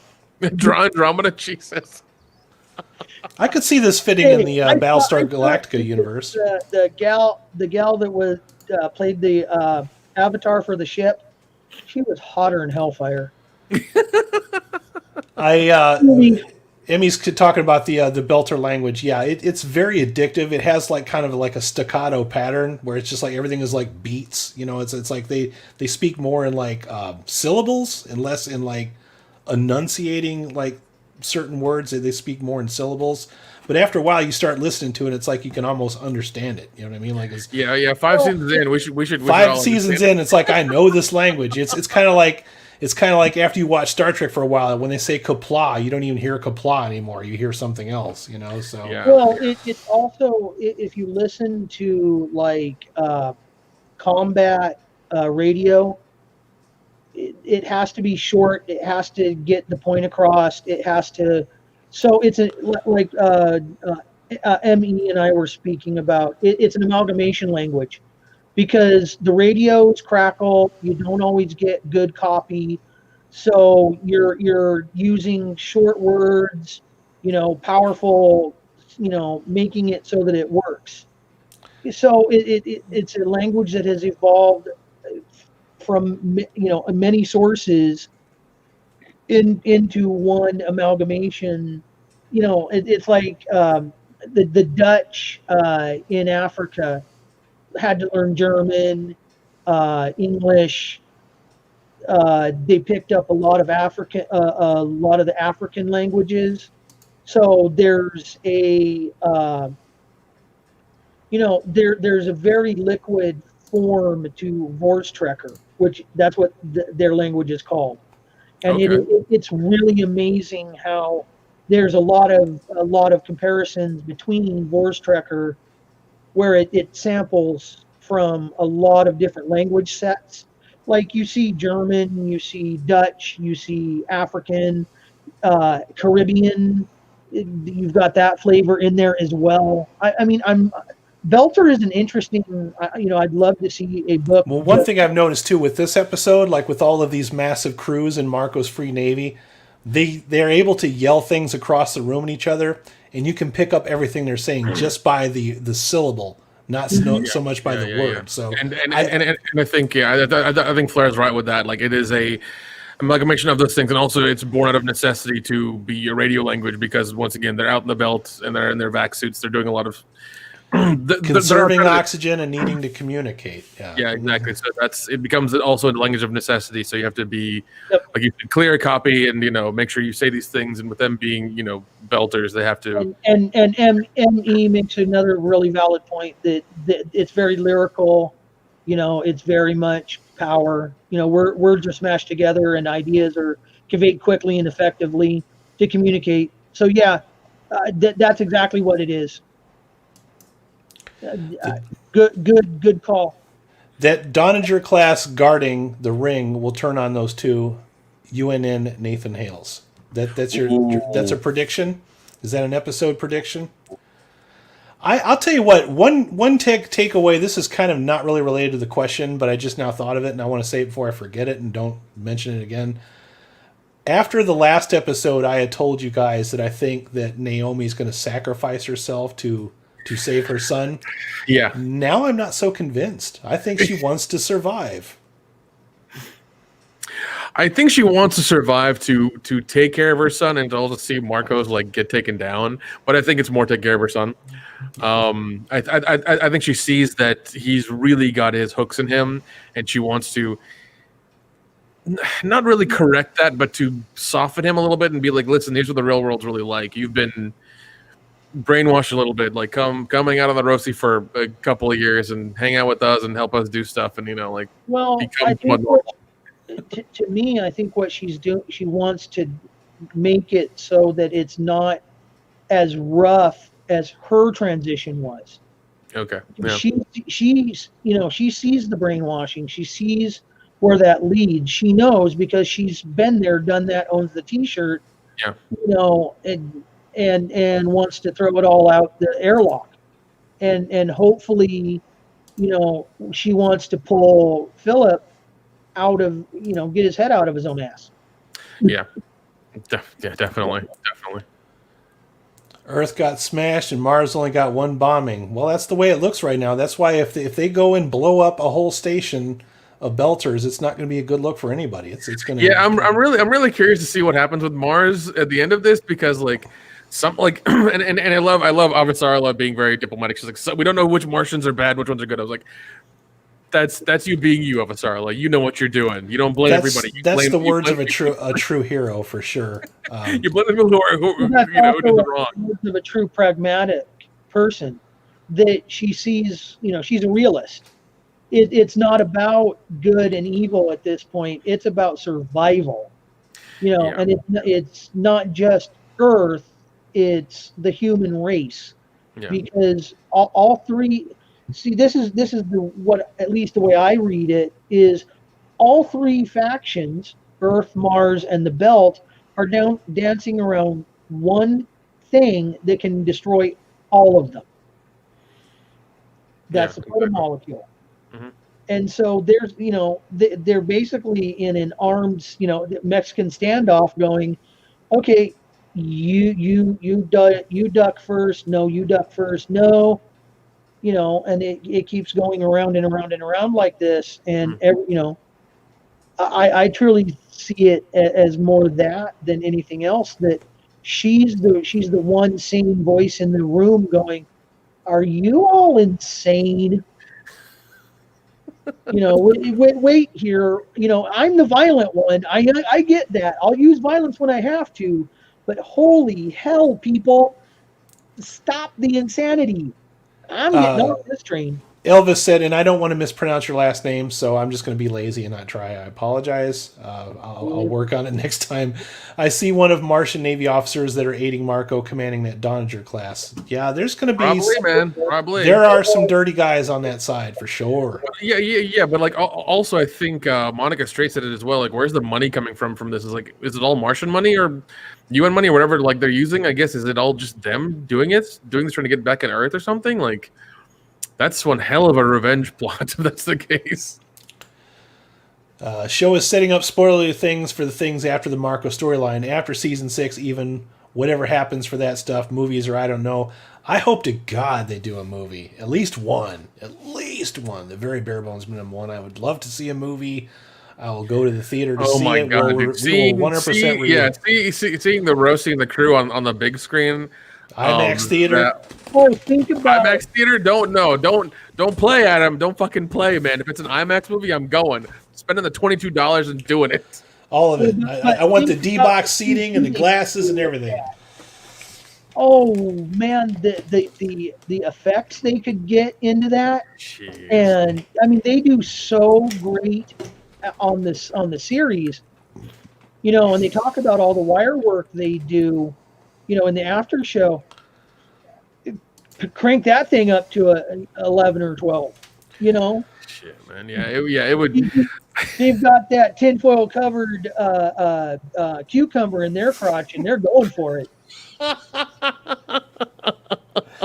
Flair don't ever change, man. I swear. Oh god. Naomi, it was always mostly about herself, not saying in a bad way, but that's who she is. I wanted to address this one because I usually don't do this for the show, and it's worked for me so far, is I try not to read or watch any reviews about an episode until after I do it myself, because I don't want to bring in any outside influences. But today, curiosity got the better of me because I wanted to get some characters' names, and I wound up getting lost in the comments, and some people are actually complaining that this particular season is a little too much Naomi, which I don't necessarily agree with, but this particular episode that we're reviewing right now had scenes in it that just went on too long. It wasn't because I disliked the character in any way, it's just that I feel like you could have wrapped up what was going on in a far less time than it took for you to tell the audience what was going on in that particular scene. Well, I mean, that's true, but we've also had like James Holden's complete story has been told. We've like avasarala went to see his mom. We had the whole thing about him learning about that. We had him going home. Naomi meeting his family through like I guess video messaging or whatever. He was there until he had to go until season 4 happened. We know about Alex. We know his whole thing. He even throughout that he would communicate with his wife and his kid. We had him even go back to the beginning of this episode and do that. We had Bobby Draper's story. So Naomi and Amos were the last ones that are left, especially Amos because we know nothing about him, and Naomi's has just kind of been dialogue here and there. So I understand where you're coming from. I get it. I'm right there with you. But also, this completes the two people out of the show, I think anyways, personally, that we know their entire backstory for. I think that's the purpose of it, too, is to give us the backstory that we didn't need. But the other thing that I read, too, right after the same comment in a different area, was that a lot of the Expanse that we've seen so far has been the Rocinante versus the universe, okay? Yeah. I'm starting to miss that a little bit. I'd be lying if I didn't. Okay, I want the band to get back together. I want to see more Rocinante versus the universe. That's the selfish little kid in me saying, I want more explosions. Can that be the name of the movie of the Rocinante versus the universe? Can that be the name of the movie that they come out with? Yeah, the Rocinante versus the Martians. Just so it sounds like a cheesy 50 movie. All right, funny. So have any of you seen the old 90s cartoon? Killing him. There you go. Have any of you seen the old 90s cartoon Exo Squad? Expanse is oddly close to that in parts. I know. I've heard of that. I don't remember it. I just kind of heard that they're the name. I don't know because let's see. I was born in '85, so the '90s are kind of a blur. We already read this one, but I'm highlighting it anyway. This one, all humans are incomplete. Oh, it's somebody else. So I'm sorry. I didn't want to highlight your entire conversation. Avasarala is right about not going to war. UNN fleet is old, and they've lost over 40% in war with Mars already. Yeah, they don't have. Oh wow! They don't have the bravado they're saying they're doing. It's kind of frightening. Well, they've lost it in fights, but I feel like the Martians have lost. Well, also the Martians are decommissioning their ships, and they're decommissioning their terraformers as well. I think they are. Are they tearing apart the terraformers as well? Or are they keeping them? Yeah, they're basically selling. If it'll sell, the Martians. If it's not glued down, they're selling it. Okay, so I guess they don't have enough. Also, the Martians don't have enough ships. Obviously they're selling them to Marcos for God knows how much or what the deal is, and the rest of them they're decommissioning and selling parts off to other people as well. And all of those people are heading to the ring. So I don't know. That's a weird thing to. I don't know. It's just odd. We don't know what the numbers are. Well, that's another. Okay, so the season has not just been Naomi's story. Her story is integral to Marco's, Phillips, Drummers, Holden's, etc. This is an ample season to focus on her. Absolutely, and I like what we got from Amos so far too. So that's more than we've ever known about him ever before. So I agree with you. I don't think this is all a Naomi season either. My complaints about one episode do not reflect my feelings about an entire season in no way, shape, or form. Yeah. Conspiracy Theory says, I actually didn't enjoy much of anything other than the Belter-related stuff this episode. The things on the Pella, Drummers, faction, Naomi, I thought the Earth and Holden stuff were okay. Yeah, I agree with you there. Yeah, I think everybody's on the same page with the episode. It's kind of like, we want more. We're unanimous. It was fine, but we need more. We're spoiled now. Okay, we're 5 seasons in. We have expectations, Yeah. Emmy, okay, sorry, this is to somebody else. Let's see, what else do I got here? Exo Squad had Earth versus Mars, pissed off people in the belt that got cheated by inners, and everyone had punk haircuts like Belters. Oh. I mean, it could be influenced by that, man. We don't know, because I think in the after show for this last episode, we had both the writers on there, and they both said, I think one of them said he wanted to make it into a game first. He made like yes. Yeah, he made it like 90% of the way, and they were testing it out and everything like that. So this was supposed to be an MMO. All of what we got here started off as an MMO and became a series of books and ultimately a TV show. And I said it was 5-1. Now it's 3-1 in season 3. That's 40% drop. Only if Mars lost nothing, but we saw that Mars lost 10-15%. I believe that was directed at somebody else. Apologize for that. Yeah, there's a little side conversation going on here too. Conspiracy, and I love this, by the way. Episode 4 got everyone spoiled, but we did put spoiler tags on our video. So, and that so far, episode 4 has been our most watched one from this season, and that's great because that was definitely one of my favorites. That one and last week's are my 2 favorites so far of this season. If I had to pick. Yeah, 4. Yeah, 4 was 4 was awesome. Oh my god. Star Trek, buddy. Star Trek. you watch Star Trek, you'll get all the aliens you want. So yeah, that's very true. Yeah. Here's a callback from not too long ago. Mass Effect was a great space game trilogy. It was the best Star Trek game ever made. It didn't have Star Trek on it. I'm right. Scanning the I haven't played. I heard a lot about. Oh my god! I need to get into it. You're scanning planets. You're going on away team missions. It is 100% better than Star Trek. All the Star Trek games so far have been, I don't know why they can't. One that came out for I think Xbox or something, where you could like literally make like you had a ship and you were just fighting ships. Like that's all I want is like ships to be fighting each other and like building. There was like a third-person shooter that was pretty cool, and then they took that down. And right now there's an MMO called Star Trek Online that's okay, but you got to really commit to it. So I haven't been able to play it a lot. There's also the mobile game. Oh, okay, yeah. That is pure ship to ship. Really?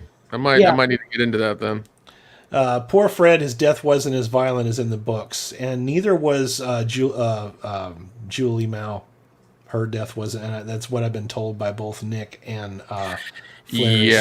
It was a lot gorier in the book. And there are pictures. I think I can show this because it doesn't really show any, but there are pictures of the horror aspect of it really comes through at certain points.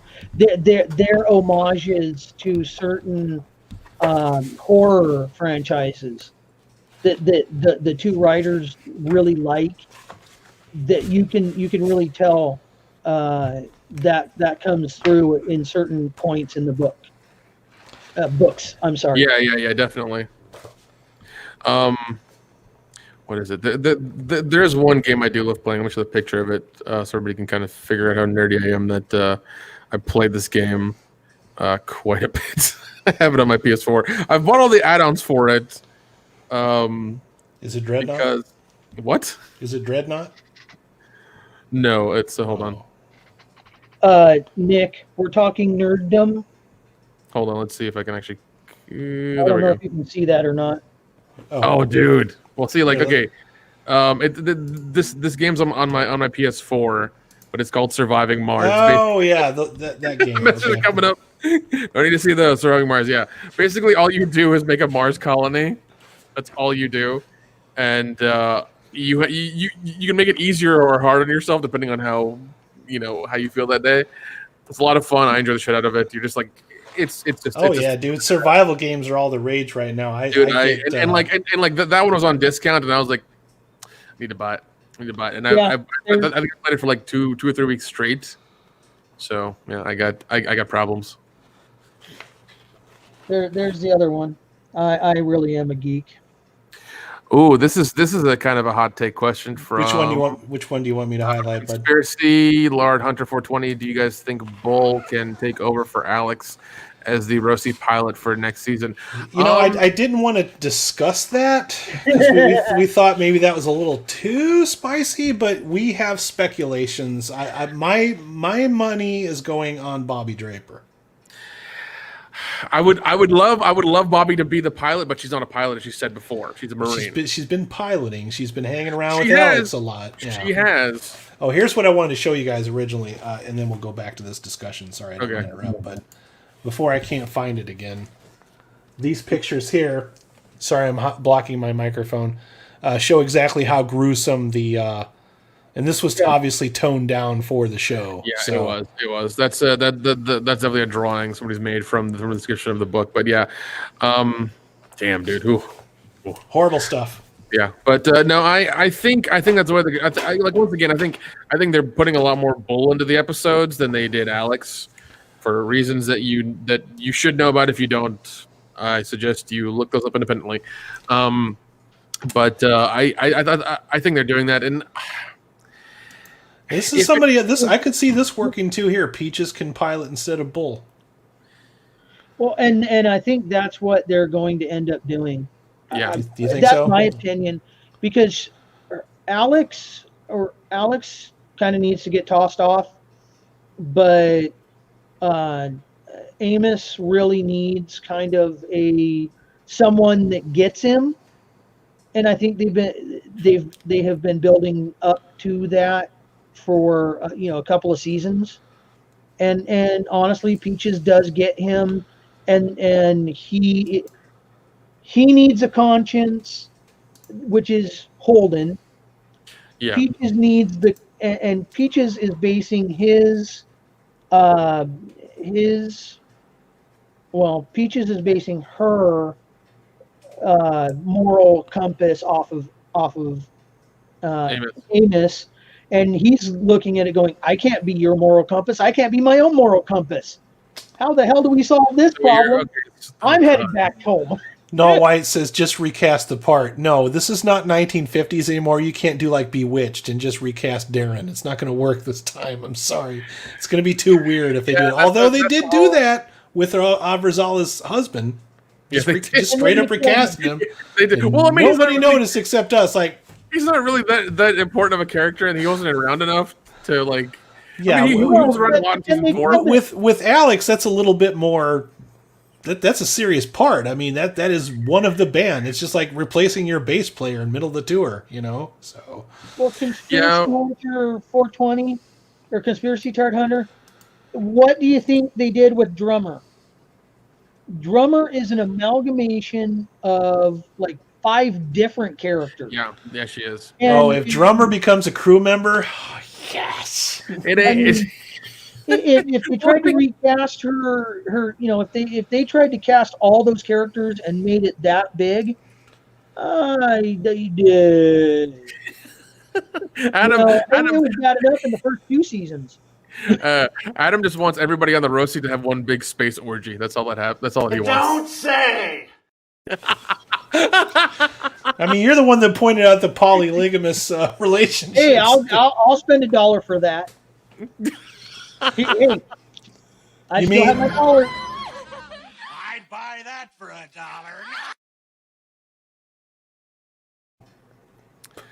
$1. Drummer didn't show up till book 6. Yeah, the drummer in the book series is completely different than that. That is a TV show special, and I think it was a great modification. So I don't I really don't mind it, but that's that's one of my big points about the book between the books and the television series is that I, you have to go in with an open mind for the like me coming from the books to the television series side. I Yeah. had to come with a huge open mind, and honestly, Thomas Jane sold me. I'll not lie. I reread the first book, and I can just see Thomas Jane in that role, and it's just like, damn. Drummer would probably become the captain of Medina Station again. I hope she gets something a little better than She might. ruler of the pirates or head of the scavengers. Well, I mean, either Medea Station or maybe Tycho. Tycho, yeah, for sure. Tycho needs a leader. Fred's out of the picture. She needs to take over for Fred because she's the only one that really respected him and understood him. Yeah, and Bull's yeah, not a leader. Bull's on the leader. He doesn't have that going for him. I think Bull's going to take over for Alex and the Rossi. I personally would like to see Drummer take over for Tycho, and build up the Belters through jobs and things like that, and building stations and stuff like that. Even though they'd be at least they get paid properly and have housing and be. I don't say I love Drummer. I just like looking at her. I love Drummer. Yeah. Adam loves Drummer. He loves Drummer. Drummer a lot. No, Drummer is awesome. She's one of my absolute favorite characters on the show. And if she became a regular crew member, that'd be great. But I think she would probably aim higher than just being Also, part of the Rozzi. Yeah. I still want Drummer to drill that bitch, but right between the eyes with that gun. Either that or force it up her mouth and go. That girl is pissing me off because she is a manipulative bitch, and I'm getting really tired of her for sure. Definitely. Also, I'm trying to become super villain. I'll tell you what. There's some people that might see her as a supervillain after this last episode. If she were to kill Marco and take over his throne, I guess. I mean, oh yeah. Well, no. I think she's too morally. She's a lot more morally stable than most people. Too much. I mean, I'd love to see that. That'd be a great heel turn. But I don't think that's in her character. But, she definitely walks tall and carries a big stick. She doesn't have to talk much, but when she talks, she makes it count. You know what I mean? So yeah. Also, what I love is that the other Belters grab for her gun as she's grabbing for her gun. It's like, hi, I know her. I'm about to solve this problem. No, you're not. Emmy, if you haven't watched our previous reviews, we actually, Nick and I and Flair went back and did our absolute best to try to review all the previous seasons before this one started. We kind of rushed through it, and it was the holidays, and it was a little trying, fun, but it was kind of trying. But if you watch that, we did mention right away that Thomas Jane is one of those actors that lends credibility. He feels like he's weathered in whatever role he takes over. Like you can believe him that he's been in that particular job line for an entire career. You know what I mean? And I still say he was the best. Miller. Sure. Yeah. He's a weathered character actor. When he played the Punisher, you could totally buy that he worked for the CIA. I mean, it just he owns it. Absolutely, we loved him. I think Miller looks different is described differently in the book than he is. But once again, it's like Thomas Jane, playing that part and doing this stuff, and the way it starts out, you just kind of see him do his thing. It's like he's Miller. Fuck it, it's fine. It's okay. About Tycho. Let's see. So, drummer will take Medina from Marco. Tycho is between Holden and Inners. Ooh. Thoughts? Ooh.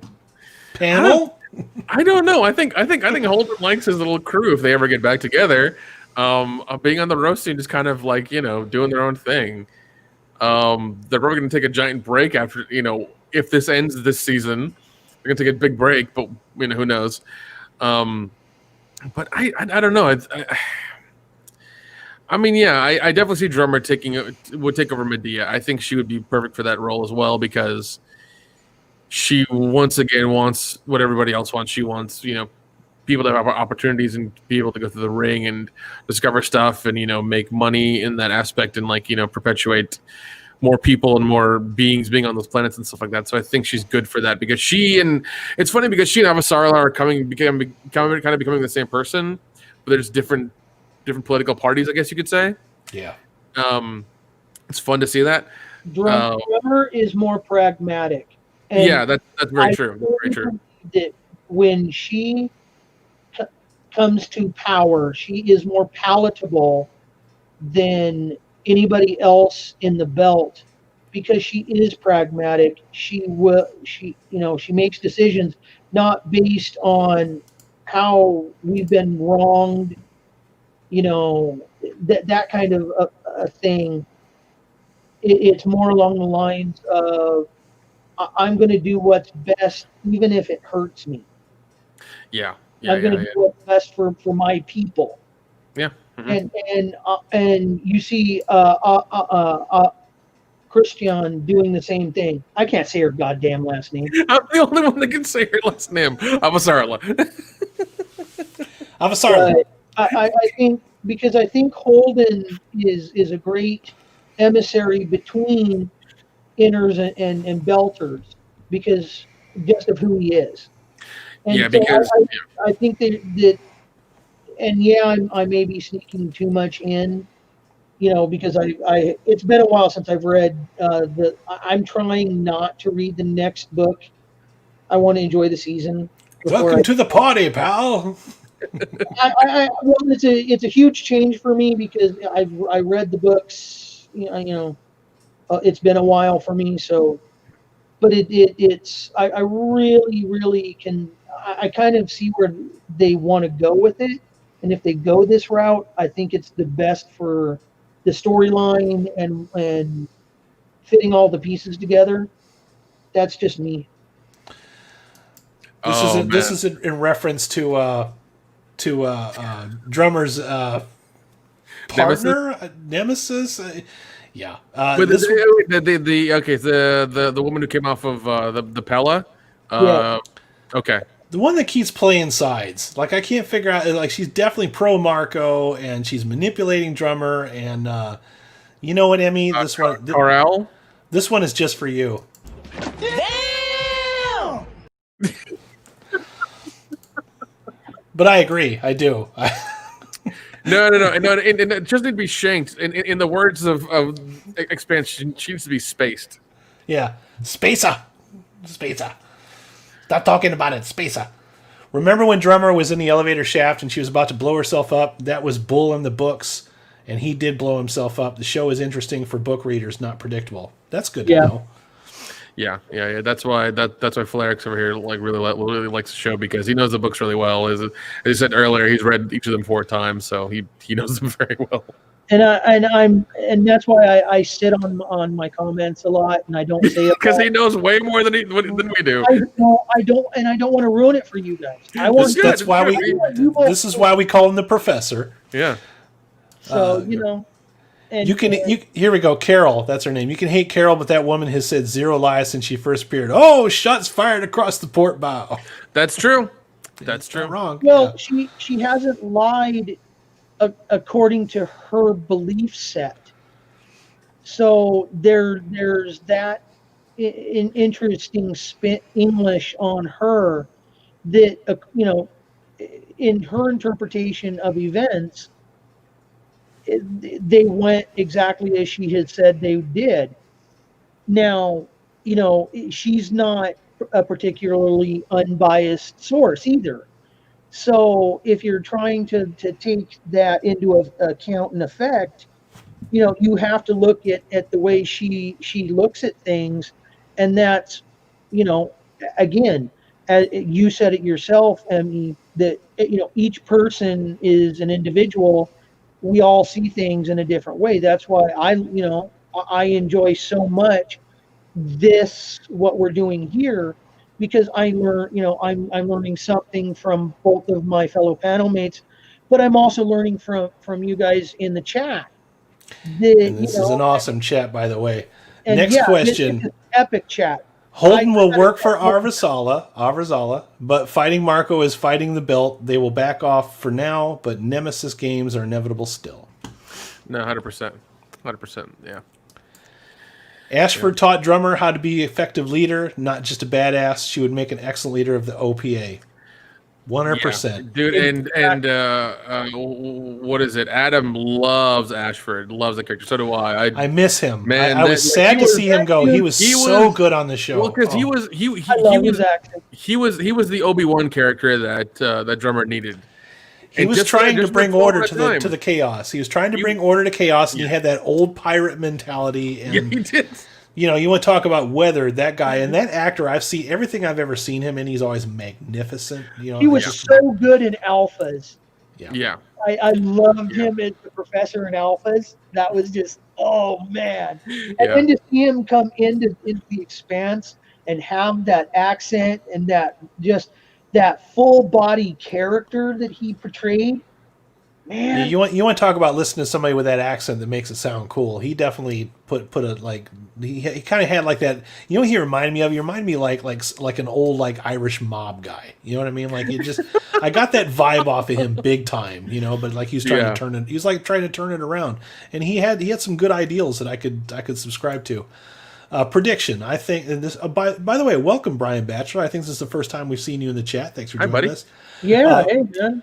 Prediction. I think the Admiral and Secretary secretly initiates the tax palace station and Marco allows to happen. Ooh, we will see in the next 2 episodes. That's a good prediction, though. That's a spicy meatball. But that's a good prediction because the guy who played Ashford is Scottish. Oh shit! That is his normal speaking voice. So all he did was put a Caribbean twist on it. That's interesting. Yeah. So he sounded even saltier then. Yeah. That's why they picked him. Okay, that makes sense now. Yeah. I truly think that they Sin and what's her name, the gal that's on Corral. Yeah, Corral. I kind of see the two of them as the little angels that sit on your shoulder, and one speaks, all the good things, and the other sees and speaks the conscience. And Marco is the one with those two one angel, one demon, and so she's the twisted one. Sin was the more angelic one, trying to pull him back to reality. I agree with you. She's as twisted as Marco is, but she's also twisted in her own different way because she's more of. I've met a couple of soldiers that are very much like her, that they don't understand how to live in a world without somebody telling them what and how to do it. So there's that institutionalization mentality, and I kind of see that a lot in her as well. Yes, this is how deep I think about some of this shit. Sorry. It's fun to talk about, though. Yeah, man, it's good. It's good stuff, man. It's good. Elvis says, "I think that Marco is too ambitious, and will fail to deliver and to protect the belt, and then the belt will turn on him, and the inners will hit." Ooh, I could see. I think I agree with him. Well, and that's a really good perspective because if the UNN or Mars hits the belt all at once and really cripples them, like all the belters at once, regardless of what their Marcos or not, will that make Marcos look weak, or will it make the rest of the belters rally to his position and really give into and really be part of what he's saying and really want to knock everybody out, all the inners, all the Martians, everybody? That's an interesting perspective to look at because we don't know. Marco is our favorite villain of the series yet so far too. He has layers. He's really like, that's one thing about this show is it never really fleshed out its villains completely. Like the first couple of seasons, you have different people. Some of them you don't know they're villains until later, and some of them are just people with misguided views. Marcos is a true villain with layers, and the guy that plays him is magnificent, by the way. But he's very interesting because you don't always. He's very hard to read. You know what I mean?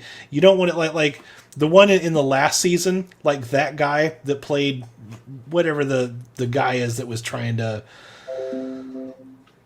take over that village, that guy, he's a villain in everything. So he's like extremely easy to read, whereas Marcos is a lot more complex than that guy was. So I'm sorry that I have forgotten his name already, but it's just... Well, to me, there's a lot of comparison to what Napoleon was. And see, that's kind of me being the history buff. I kind of see them setting him up for the invasion of Russia, and actually beating, because actually beating Mars and Earth into submission, but overextending himself too much, and then being able to come back and harass him. Mercury. That's Mercury. Yeah, that guy's good, but you always know he's a villain. It's like when he shows up, it's like he did it. No. Buzz Nacho. I love his hashtag. Mercury did nothing wrong. Sure, he didn't. Yes, he did. He did. I think Coral is a true believer. She believes Marco has the best interest at heart. I don't know if I. Do you guys agree with that? She's drank the Kool-Aid, man. She's in there. That's why they switch people in Drummer's faction with her, because Marco's wanted to keep an eye on her, and the best way he can do it is by somebody he trusts, and he trusts her the most. Therefore, right. she's in that faction. Right. Yeah, you made it believe. Yeah, because like she's the one. If there's any trouble, she'll kill Drummer in her sleep. I know she will. If there's a problem, it'll happen. Avasarala will not allow stupid move as hitting the palace. UNN will try to take the ring, but Mars will betray them, and Marco will take over. Ooh, man. I hope not. Lots of good predictions. Lots of good predictions. These are great predictions, guys. By the way, I love this. Once again, loving the chat. You guys are lively tonight. I don't know what got you guys. Fired up. Yeah, I was gonna say the audience saved us tonight because we're like, what are we gonna talk about in this one? We just gonna do predictions? Yeah, you guys have been hitting us, and it's been fun. Make sure you hit that like and subscribe button. Make sure you thumbs up this. And we're gonna be back next week too. Yeah. Also, Adam has a video out for a contest to win the art book. He will mail it to you, but the contest is you have to come up with a recipe for red kibble and put it into the video in his in his video section. It's on. Go search his videos. Go to Raiders of the Lost Flicks, his channel, the one you're watching. I took that video down, Nick, because we haven't gotten any recipes yet, unfortunately. So what I'm going to do is I will give away one of these that's still in the shrink wrap. Don't worry, I didn't open up the other one. I'll give away one of these on the season finale review. So make sure you're live. We'll do some kind of a trivia contest for it, and that's how we're going to. But I am going to still. I'm still giving away the book. Come up with the questions then. Sadly, none of you guys. We asked you nicely to give us your best red kibble recipes, and I guess none of y'all are cooks. So that's okay though. It's no big deal. We're not mad. Let's see, what else do we got here? Brian Batchelor says, remember that Coral said what caused the split with Naomi. She believed that Naomi was all about herself. But what happened if Coral finds out Marco is all about himself?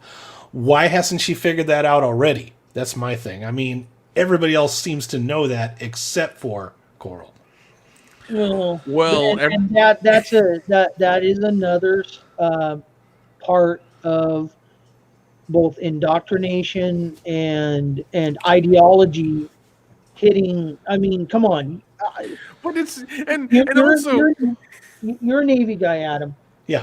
You've seen people that are so Navy gung ho that everything the Navy does is right, regardless of if it's. That's the number one reason why I didn't stay in is I didn't want to be a lifer. I didn't want to not be able to think for myself. But also, as crazy as the Belters are about being Belters and being Belters all the time, they don't have they not realized that Marcos has no tattoos?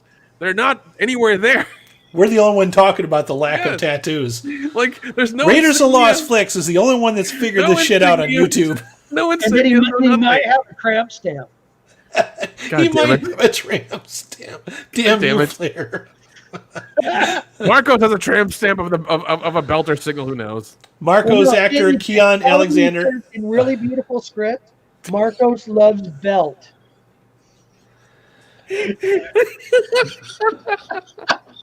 Marco's actor Keon Alexander has such a beautiful take on the character. He's gone into the soul of Marco and is bringing everything to the surface that leads to a complex viewing experience.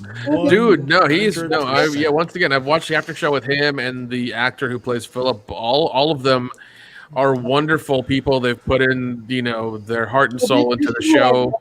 This is what I love about these actors is they've gone and read the books too.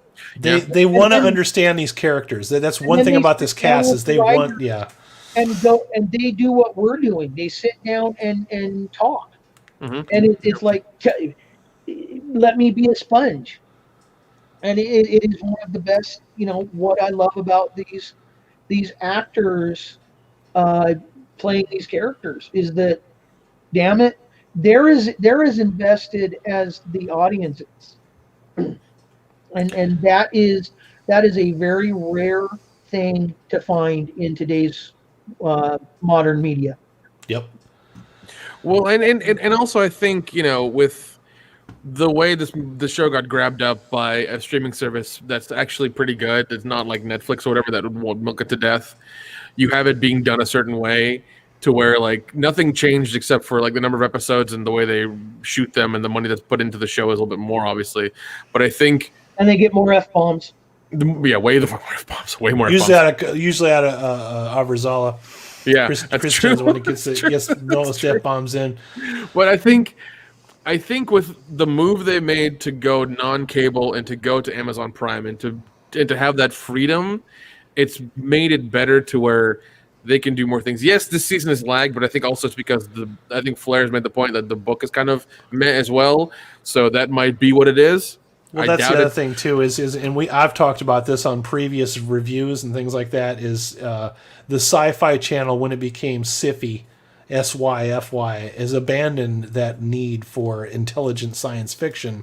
Yeah. So shows like that go to Amazon Prime where there's a larger audience and a wide appeal of people that are looking for that kind of stuff can actually watch that kind of content without having to sit through Sharknado marathons. So there's that. Yeah. I wanted to address this real quick because the chat is blowing up and we're getting behind here. Nal White says, Cora loved Marco, that's why. There might be a little something going on the side there. They are polygamous. So. Hey, man, they've been in space a little too long, So. They're not quarantined too long like the rest of us. I mean, in a way, they're quarantined to their metal tin can that flies through space, but they have each other. Yeah, they have each other. Elvis says Carl's a militant person and in for the cause. She is not bad, but only the opposite side of our heroes. Oh, yeah. I don't agree with that. That's something else we didn't mention. Did you see her eyeballing that captain seat when she was on that ship? Yeah. That's why I said if Drummer messes up, she will knife her in her sleep. That's why she wants that job. Yeah, she definitely wants that job because they went way out of their way to show her just like fondling that seat. But they also went out of their way to show how subservient the other Belters were to her. To Drummer? Not to Drummer, but to Carol. I think they're only subservient to her because they know what punishment is, and they're picking up the pieces of punishment right now. But that's only going to last so long. That's true. That's true. If anything, history has proven that you can only threaten people for, especially as independent-minded as the Belters are. They're going to get tired of being told exactly how to live, what to do. If I disagree with you, I'm going to end up getting blown up. Or I'm going to as you've known from history, oppressed people will definitely rise up at some point. They can only take so much. Yeah. And the Belters are excellent examples of that as they go up against the Inners. Maybe Belters feel backed into a corner and follow the only person with power, like Fred, who wasn't even a Belter. Yeah, and he wasn't a Belter, but he was all about Belter rights. I mean, even Drummer said, he was. He wanted to be buried like a Belter. Yeah. Elvis, correct me if I'm wrong in this. In the books, he was a lot more charismatic than they portrayed him in the TV series. Who, Fred? Yeah, I just kind of see him. He had that.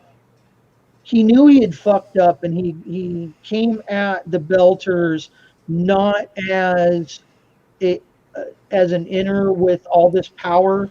He came at the Belters, like he was a person trying to speak to other people. So he treated them like the individuals that they were. Okay. And so to me, what I loved about the book portrayal of Fred was that he was more of that. That's why I kind of called him Winston Churchill, because he had the ability to put his finger on the pulse and know which way to turn in the wind so that he could stay ahead of things. He was very gifted that way. And so, that's kind of one of the things I kind of regret about the way character Fred was portrayed in the TV series. At least in my opinion. Take it for what it's worth. I think he needed some more time to shine for sure. Carol believes in the cause. Anyone who prioritizes themselves over the cause is being selfish in her mind. That makes her probably even more dangerous than Marco, because Marco feels like he's got an angle for everything. Yeah. And she actually believes the bullshit that he's spitting, which makes her far more dangerous than he is. Yeah. Yeah, because she's willing. I think she's willing to kill and or die for it. So that makes her very, very.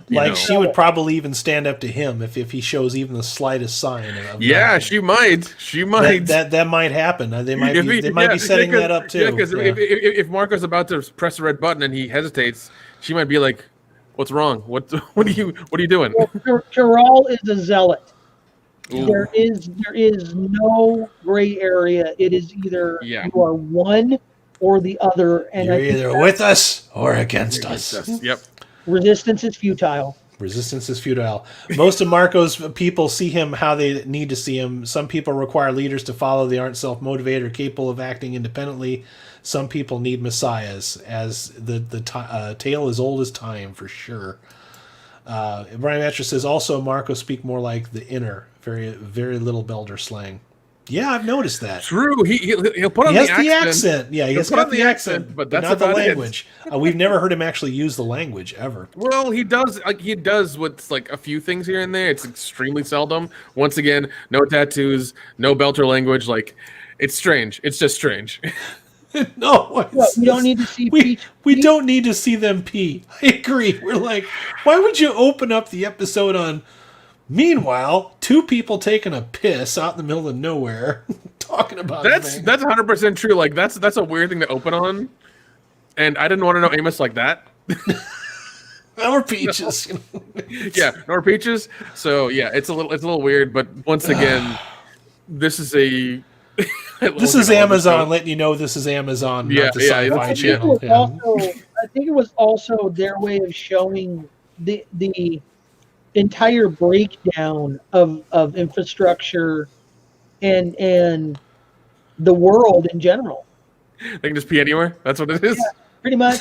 just piss on everything. Fair enough. You have to understand that Marco, Carl, Drummer, Dawes are all for the same cause, and it's all about how far who is willing to go for it. And I don't think that Marco is willing to go as far as people think he's willing to go, because like Alex pointed out earlier, or as Nick pointed out earlier, they have gone out of their way to keep showing him constantly looking at maps, and you keep seeing everything going in a line. And I think they've been doing that over a span of several episodes. And I think that's going to be the big reveal there. You're right, Nick. He's looking for an out. I agree with you. Yeah, he's wanting to take like a small ship and leave or something. I don't know. He's gonna start the revolution and peace out and watch it happen. As they said in Kingdom of Heaven, a fast horse by a small gate. It was one way the nobles could win by losing. They would sacrifice their followers, but as long as they survived, it didn't matter. They could always get more followers. You can't get a new leader all the time. That's true. As actors, they must love it. I mean, they just get some script, and previous seasons in The Expanse, these actors get novels of a backstory to read to help them get into the head of their character. From what I know from the watching the after shows on YouTube, they love it because it'll be like, hey, just go read these $5 and come back, your story. And if you have any questions, like come to us. This isn't just a job I got from my agent. These are people that are committed to these parts for sure. Yeah. Holden is eyeballing his captain's chair even before the Rossi was his, but he is a good guy, so in that case, it's okay, right? Yeah. Well, he didn't even want to become XO when he was on the Canterbury. Yeah, He just wanted to keep he doing was his thing. he was forced into that position, so I don't know if that. Yeah, he if was that really he was lines entirely up. comfortable being a nobody banging the navigator and eating and drinking Hey. matchstick coffee. Hey, Matchstick coffee. we all enjoyed watching that. Come on now. Yeah. By the I way, remember if you guys being- do send me red kibble recipes, please don't let it be matchstick coffee. I want red kibble. If you're gonna make kibble, I want to know how you make your kibble, not just how the internet makes it. If you do Yeah, it, if not, we'll just unique recipes. Unique recipes for the red kibble, and we want those because we'll read them on air. I think If last we don't get month's any, episode. if we don't get any recipes, which we haven't gotten so far, and that's fine, we'll do a trivia contest. Belters are trading one lash for another. Last season, one girl went to college, and this is the way they need to go. That's true. That's true. There was the fight between the family on New Terra about the girl going to college. She eventually did. I mean, Yeah. that's once again, it's a weird thing because they want to be belters, but when they get a planet, they immediately regret it because in two generations they'll forget their belters. But they want one of theirs to go to college, but when they become inners, like it's a weird mentality. Once again, I feel for them, and what they're trying to do, but like. It's kind of one of those you'll never understand unless you're one. So Exactly. That's exactly what it is. That's exactly what it is. I completely disagree that Carol is just on the other side. Carol's like Marco. She craves power. They'll both play saviors until they turn into the butchers of those they're supposedly saving. Ooh. That'll be So an I interesting think way if that plays out, yeah. what Emmy is building to is like if Marcos hesitates, Carl will like knife him and then she'll take over and she'll get until she gets knifed again. More along the lines of Nazi Germany. I can see her taking over as a supervillain. Hitler had built up a cadre of people that were as insane as he was, that can even when the war was lost and everybody admitted it, no one surrendered. Yeah. They fought to the bitter end. Mm-hmm. And so that's an allusion to, I believe, to that she's as crazy as he is, but in her own way. So, Goring, Goebbels to Marcos, Hitler. Yeah. There's you can draw that parallel. And see, that's what's so fun about this is you can go into like the Napoleonic complex. Right. I get that this show is alluding to history will repeat itself ultimately, just by the name titles alone and the names that they use in the whole naming convention of the series in general. Yeah. I actually got asked by one of my friends, I want you to tell me about the Battle of Gaugamel now. I'm like, seriously, you want to know about that? Okay, Such a good episode. Such a good episode. I'm glad you told me about it. Fred has few mutinies and was killed by Belters. I don't know about Fred and books. Haven't read them. I have not either, and I will not until I finish watching them. Someone was correcting me on the books, so I thought it was you. My bad. Oh, no, it wasn't me. Emmy. Okay. This is a private conversation. Who's more foolish, the fool or the fool following them? Good quote. Well, from a good movie. That is the ultimate question, isn't it? Yeah. I mean, I took an entire philosophy class, and that was our final.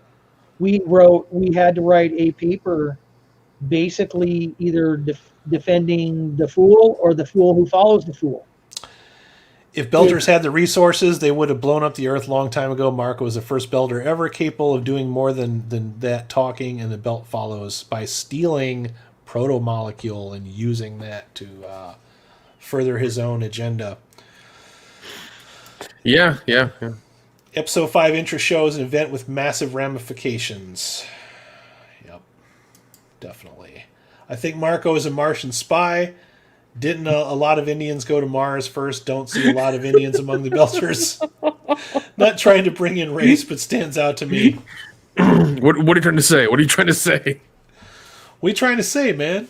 What are you trying to say? What's going on? Are you trying to say? What are you trying to get at, man? Huh? What's going on there?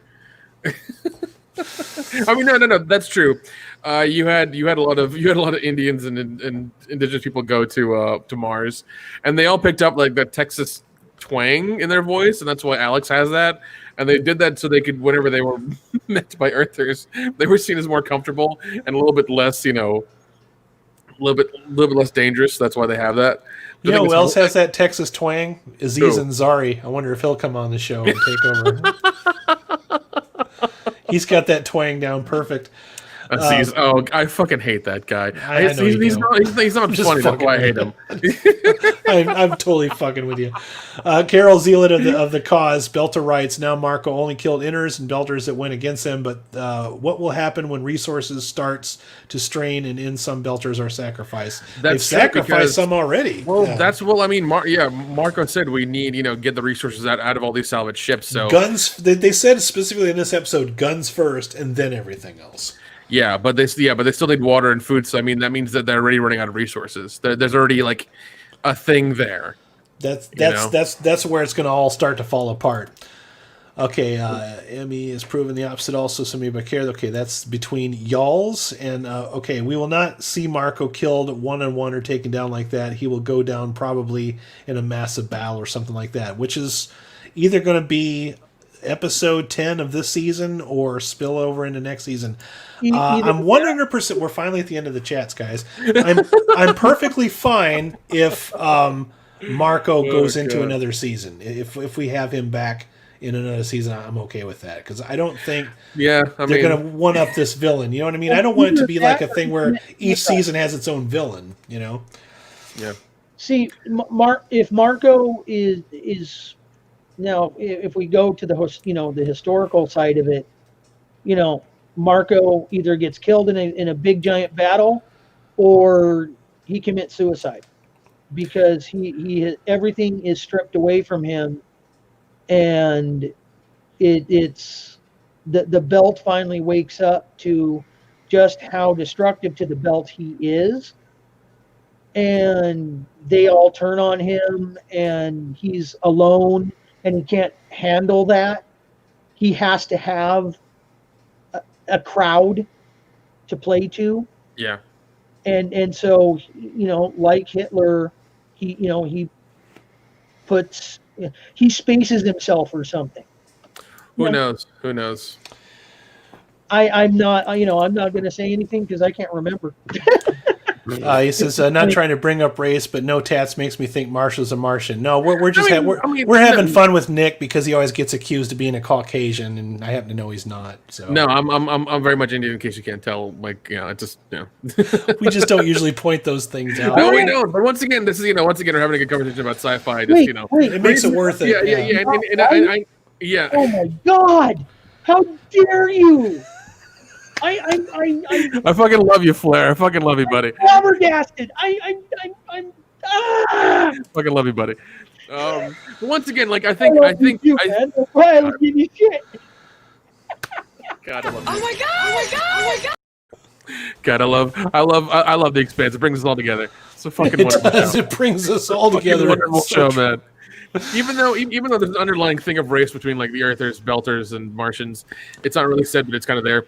I get what you're saying, but Marco being Martian, I don't know. That's a good call. I'm willing to accept it as a theory. If it is that way, it'd be an interesting reveal for sure. Yeah, I wouldn't hate that if that happens. That'd be something that we haven't seen before. One thing that we have pointed out on several occasions is the thing that we like about this show is its politics makes sense in that it feels like it fits into our world, but it's not addressing current event politics. Just things that we know and understand and could possibly happen if we lived in this future universe. And that's what I like about it. It's still escapism, but it's politics. Yeah, 100%. Yeah. I mean, and that's all I'm really doing is I'm sitting here extrapolating from my, from me going for my history degree Yeah. and saying, okay, here's what, Napoleon was deposed and exiled. Hitler committed suicide. Yeah, and that's There's- and Flair. That's why I like having you on the show, man, because you know a lot about history, and you can kind of, see these similarities between what's happening with, especially with this season, and with history, with world history, and your correlations are amazing, and especially you picking out that name in that one episode that only 5 people in the whole world probably figured out was crazy. I loved it, man. Fun stuff. That's I'm a wild and crazy guy. What can I say? We love you for it. Brian Batcher says Marco is a coward. He won't get into a fight that he would think you'll lose. Yep, Yeah, 100%. 100%. He's too He will not do smart. that. He's too He smart. will not for do that. A forward thinker. You can also say the same thing about Hitler. Hitler was a coward in his own way, and he went out. He didn't think he was losing until he actually committed suicide. So there's that comparison as well, and it's that's why I enjoy this so much, is because I get some of the license they're taking in the series gives me the ability to sit here and what if, and that's one of the things I love to do as a and that's why I'm not reading the books, because I don't want to what if I know the outcome of anything. Yeah. 100%, the man, speculation 100%, is half the journey here. Oh, We will not see Amos or Bobby taking him down or Holden pointing a gun to him, and no suicide too. He'll die blowing up on the pillow. Ooh. Most likely. You Most likely, it's never know. possible. We will see. Marco never directly performed the act. It's either Naomi, Marco, or somebody else, but never him. Yeah, he would definitely use other people to exercise his. He's already trying to do it with Naomi. We're watching. Well, it. he already blamed Philip for Sin's death. Yeah. Well, wait, but it's also that scene was, he asked Philip, "Is she dead?" What was his response? Yes. He doesn't. Oh yeah, okay. I saw her out the airlock and gone. Yeah. So in his mind, Marco is, "Ooh, hey, I'm good. Naomi's gone." So that was something that I, at least I saw. I don't know if that's No. That's true. Yeah, because Philip said, oh yeah, she's dead. She spaced herself, because he's heard these. I think Naomi told him that story as well, and Sin's probably told Philip as well. So like he knows the story, and that's what he thought happened again. Here's another thing I like here too. It's, as far as I can see, Marco can take the ring and try to avoid battles by holding the ring and applying taxes on inners. This whole battle this war that he's trying to create could actually be a ruse for him to take a select group of people into the ring. And That's what he wants. He wants the war, and then while they're fighting their war, we'll just take the fucking ring when nobody's looking. Yeah, he's gonna do the evilest thing in the universe he could ever do: taxes. Land, because they're not making any more of it. Am I right? Okay. Smart and brave cancel each other unless you are Mary Sue or Gary Stu. I still love that term, Gary Stu. Gary Stu. Man, that's true. No, that's true. Funny. That's true. All right. So let's see. Marco works like a mob boss. Yeah, kind of. More like a cult leader, but More of a cult leader. Yeah. All right. Would you be interested in reading the first 5 books and stopped at book 6 so you don't spoil season 6, but you get to see how things played out in the books up to where the show has told story? Yes, I would. We've talked about that to extent. Yeah. Yeah. Once this season's over, me and Professor Flarex over there, I'm going to read book 5, and then we're going to talk about it in a very, very long form thing.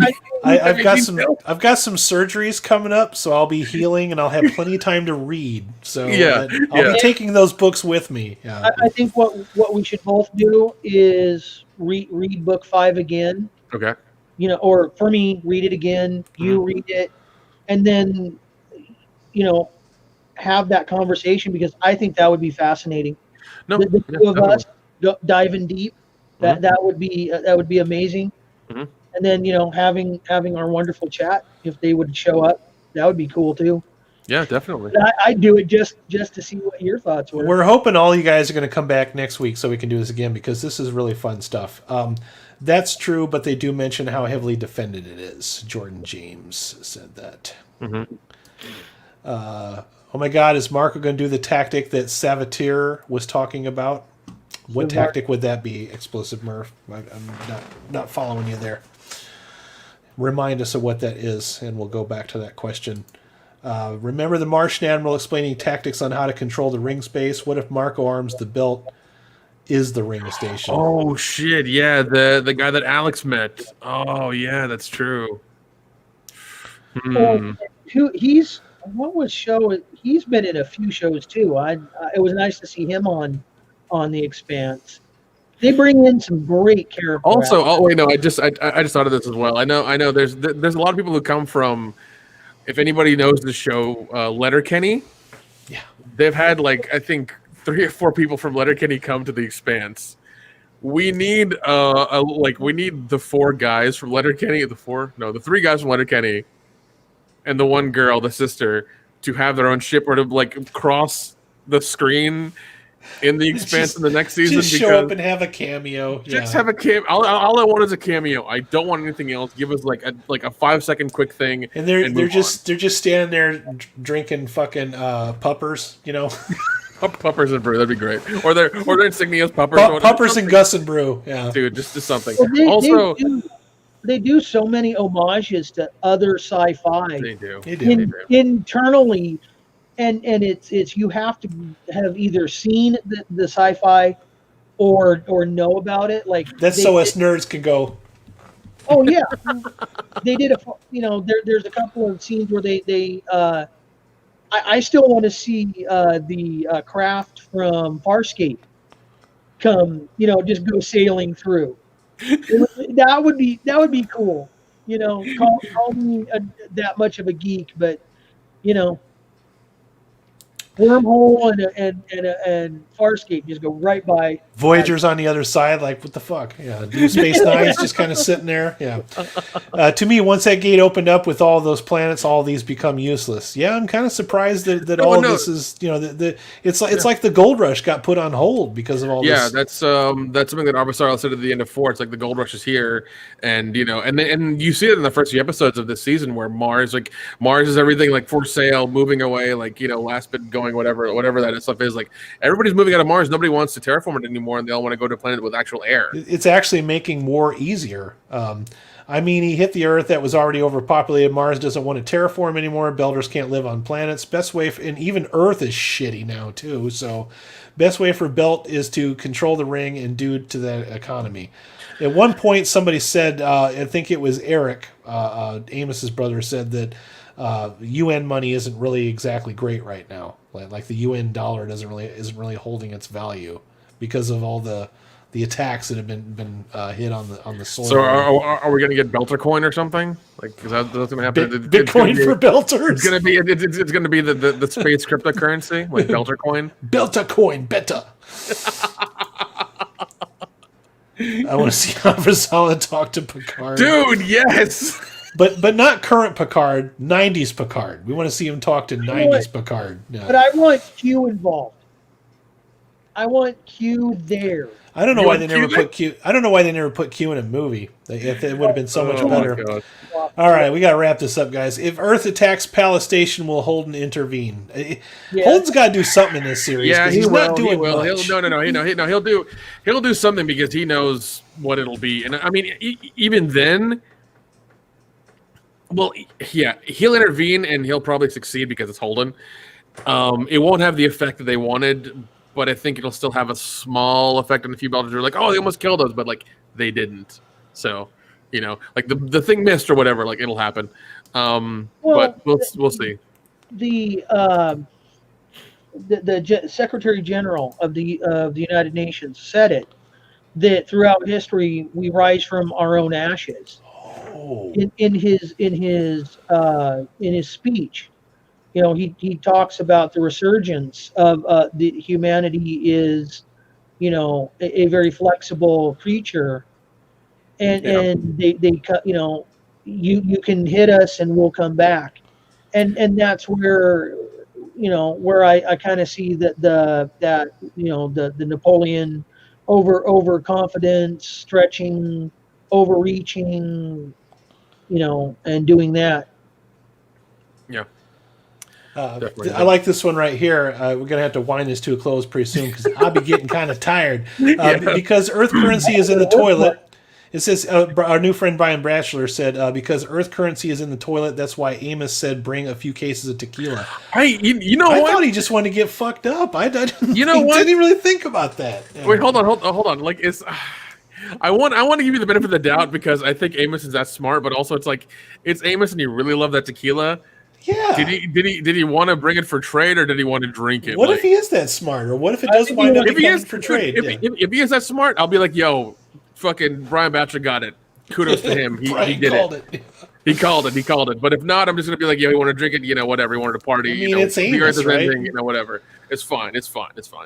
But once again, it's Amos. Who knows? Because that man is always 10 steps ahead of everybody for some reason, and nobody knows it. Elvis says, say what you want, but Marcos will make the belt superpower eventually after he gets killed. Yep, he will be a martyr. He will be. Ugh. Doesn't that suck just thinking about it? It really does. Yeah. Has anyone read any of John Varley's work? Flair is the guy you want to talk to because he reads more books than any of us. To me, The Expanse is the narrative. I've had him recommended to me. I just have not had the time to branch out and. Yeah. I mean, you see all those books behind him, right? They're as tall as me. I mean, he's currently been reading War and Peace while we've been doing this whole thing for two and a half hours. He reads the entire War and Peace while in the bathroom. He read like Kindle. He's got his Kindle. That's what he's doing right now. Remember, he reread the first 4 seasons before we even started reviewing these episodes. He did it over a weekend. That's crazy stuff. Marco is not Napoleon or Hitler. Probably those who are willing to or aiding him are. Yeah. I mean, we're obviously not calling those things. We're just, comparing. I'm just drawing comparisons because I'm, as a history buff, I love what ifing. It's also the fact that I've always loved the psychological aspect of human nature.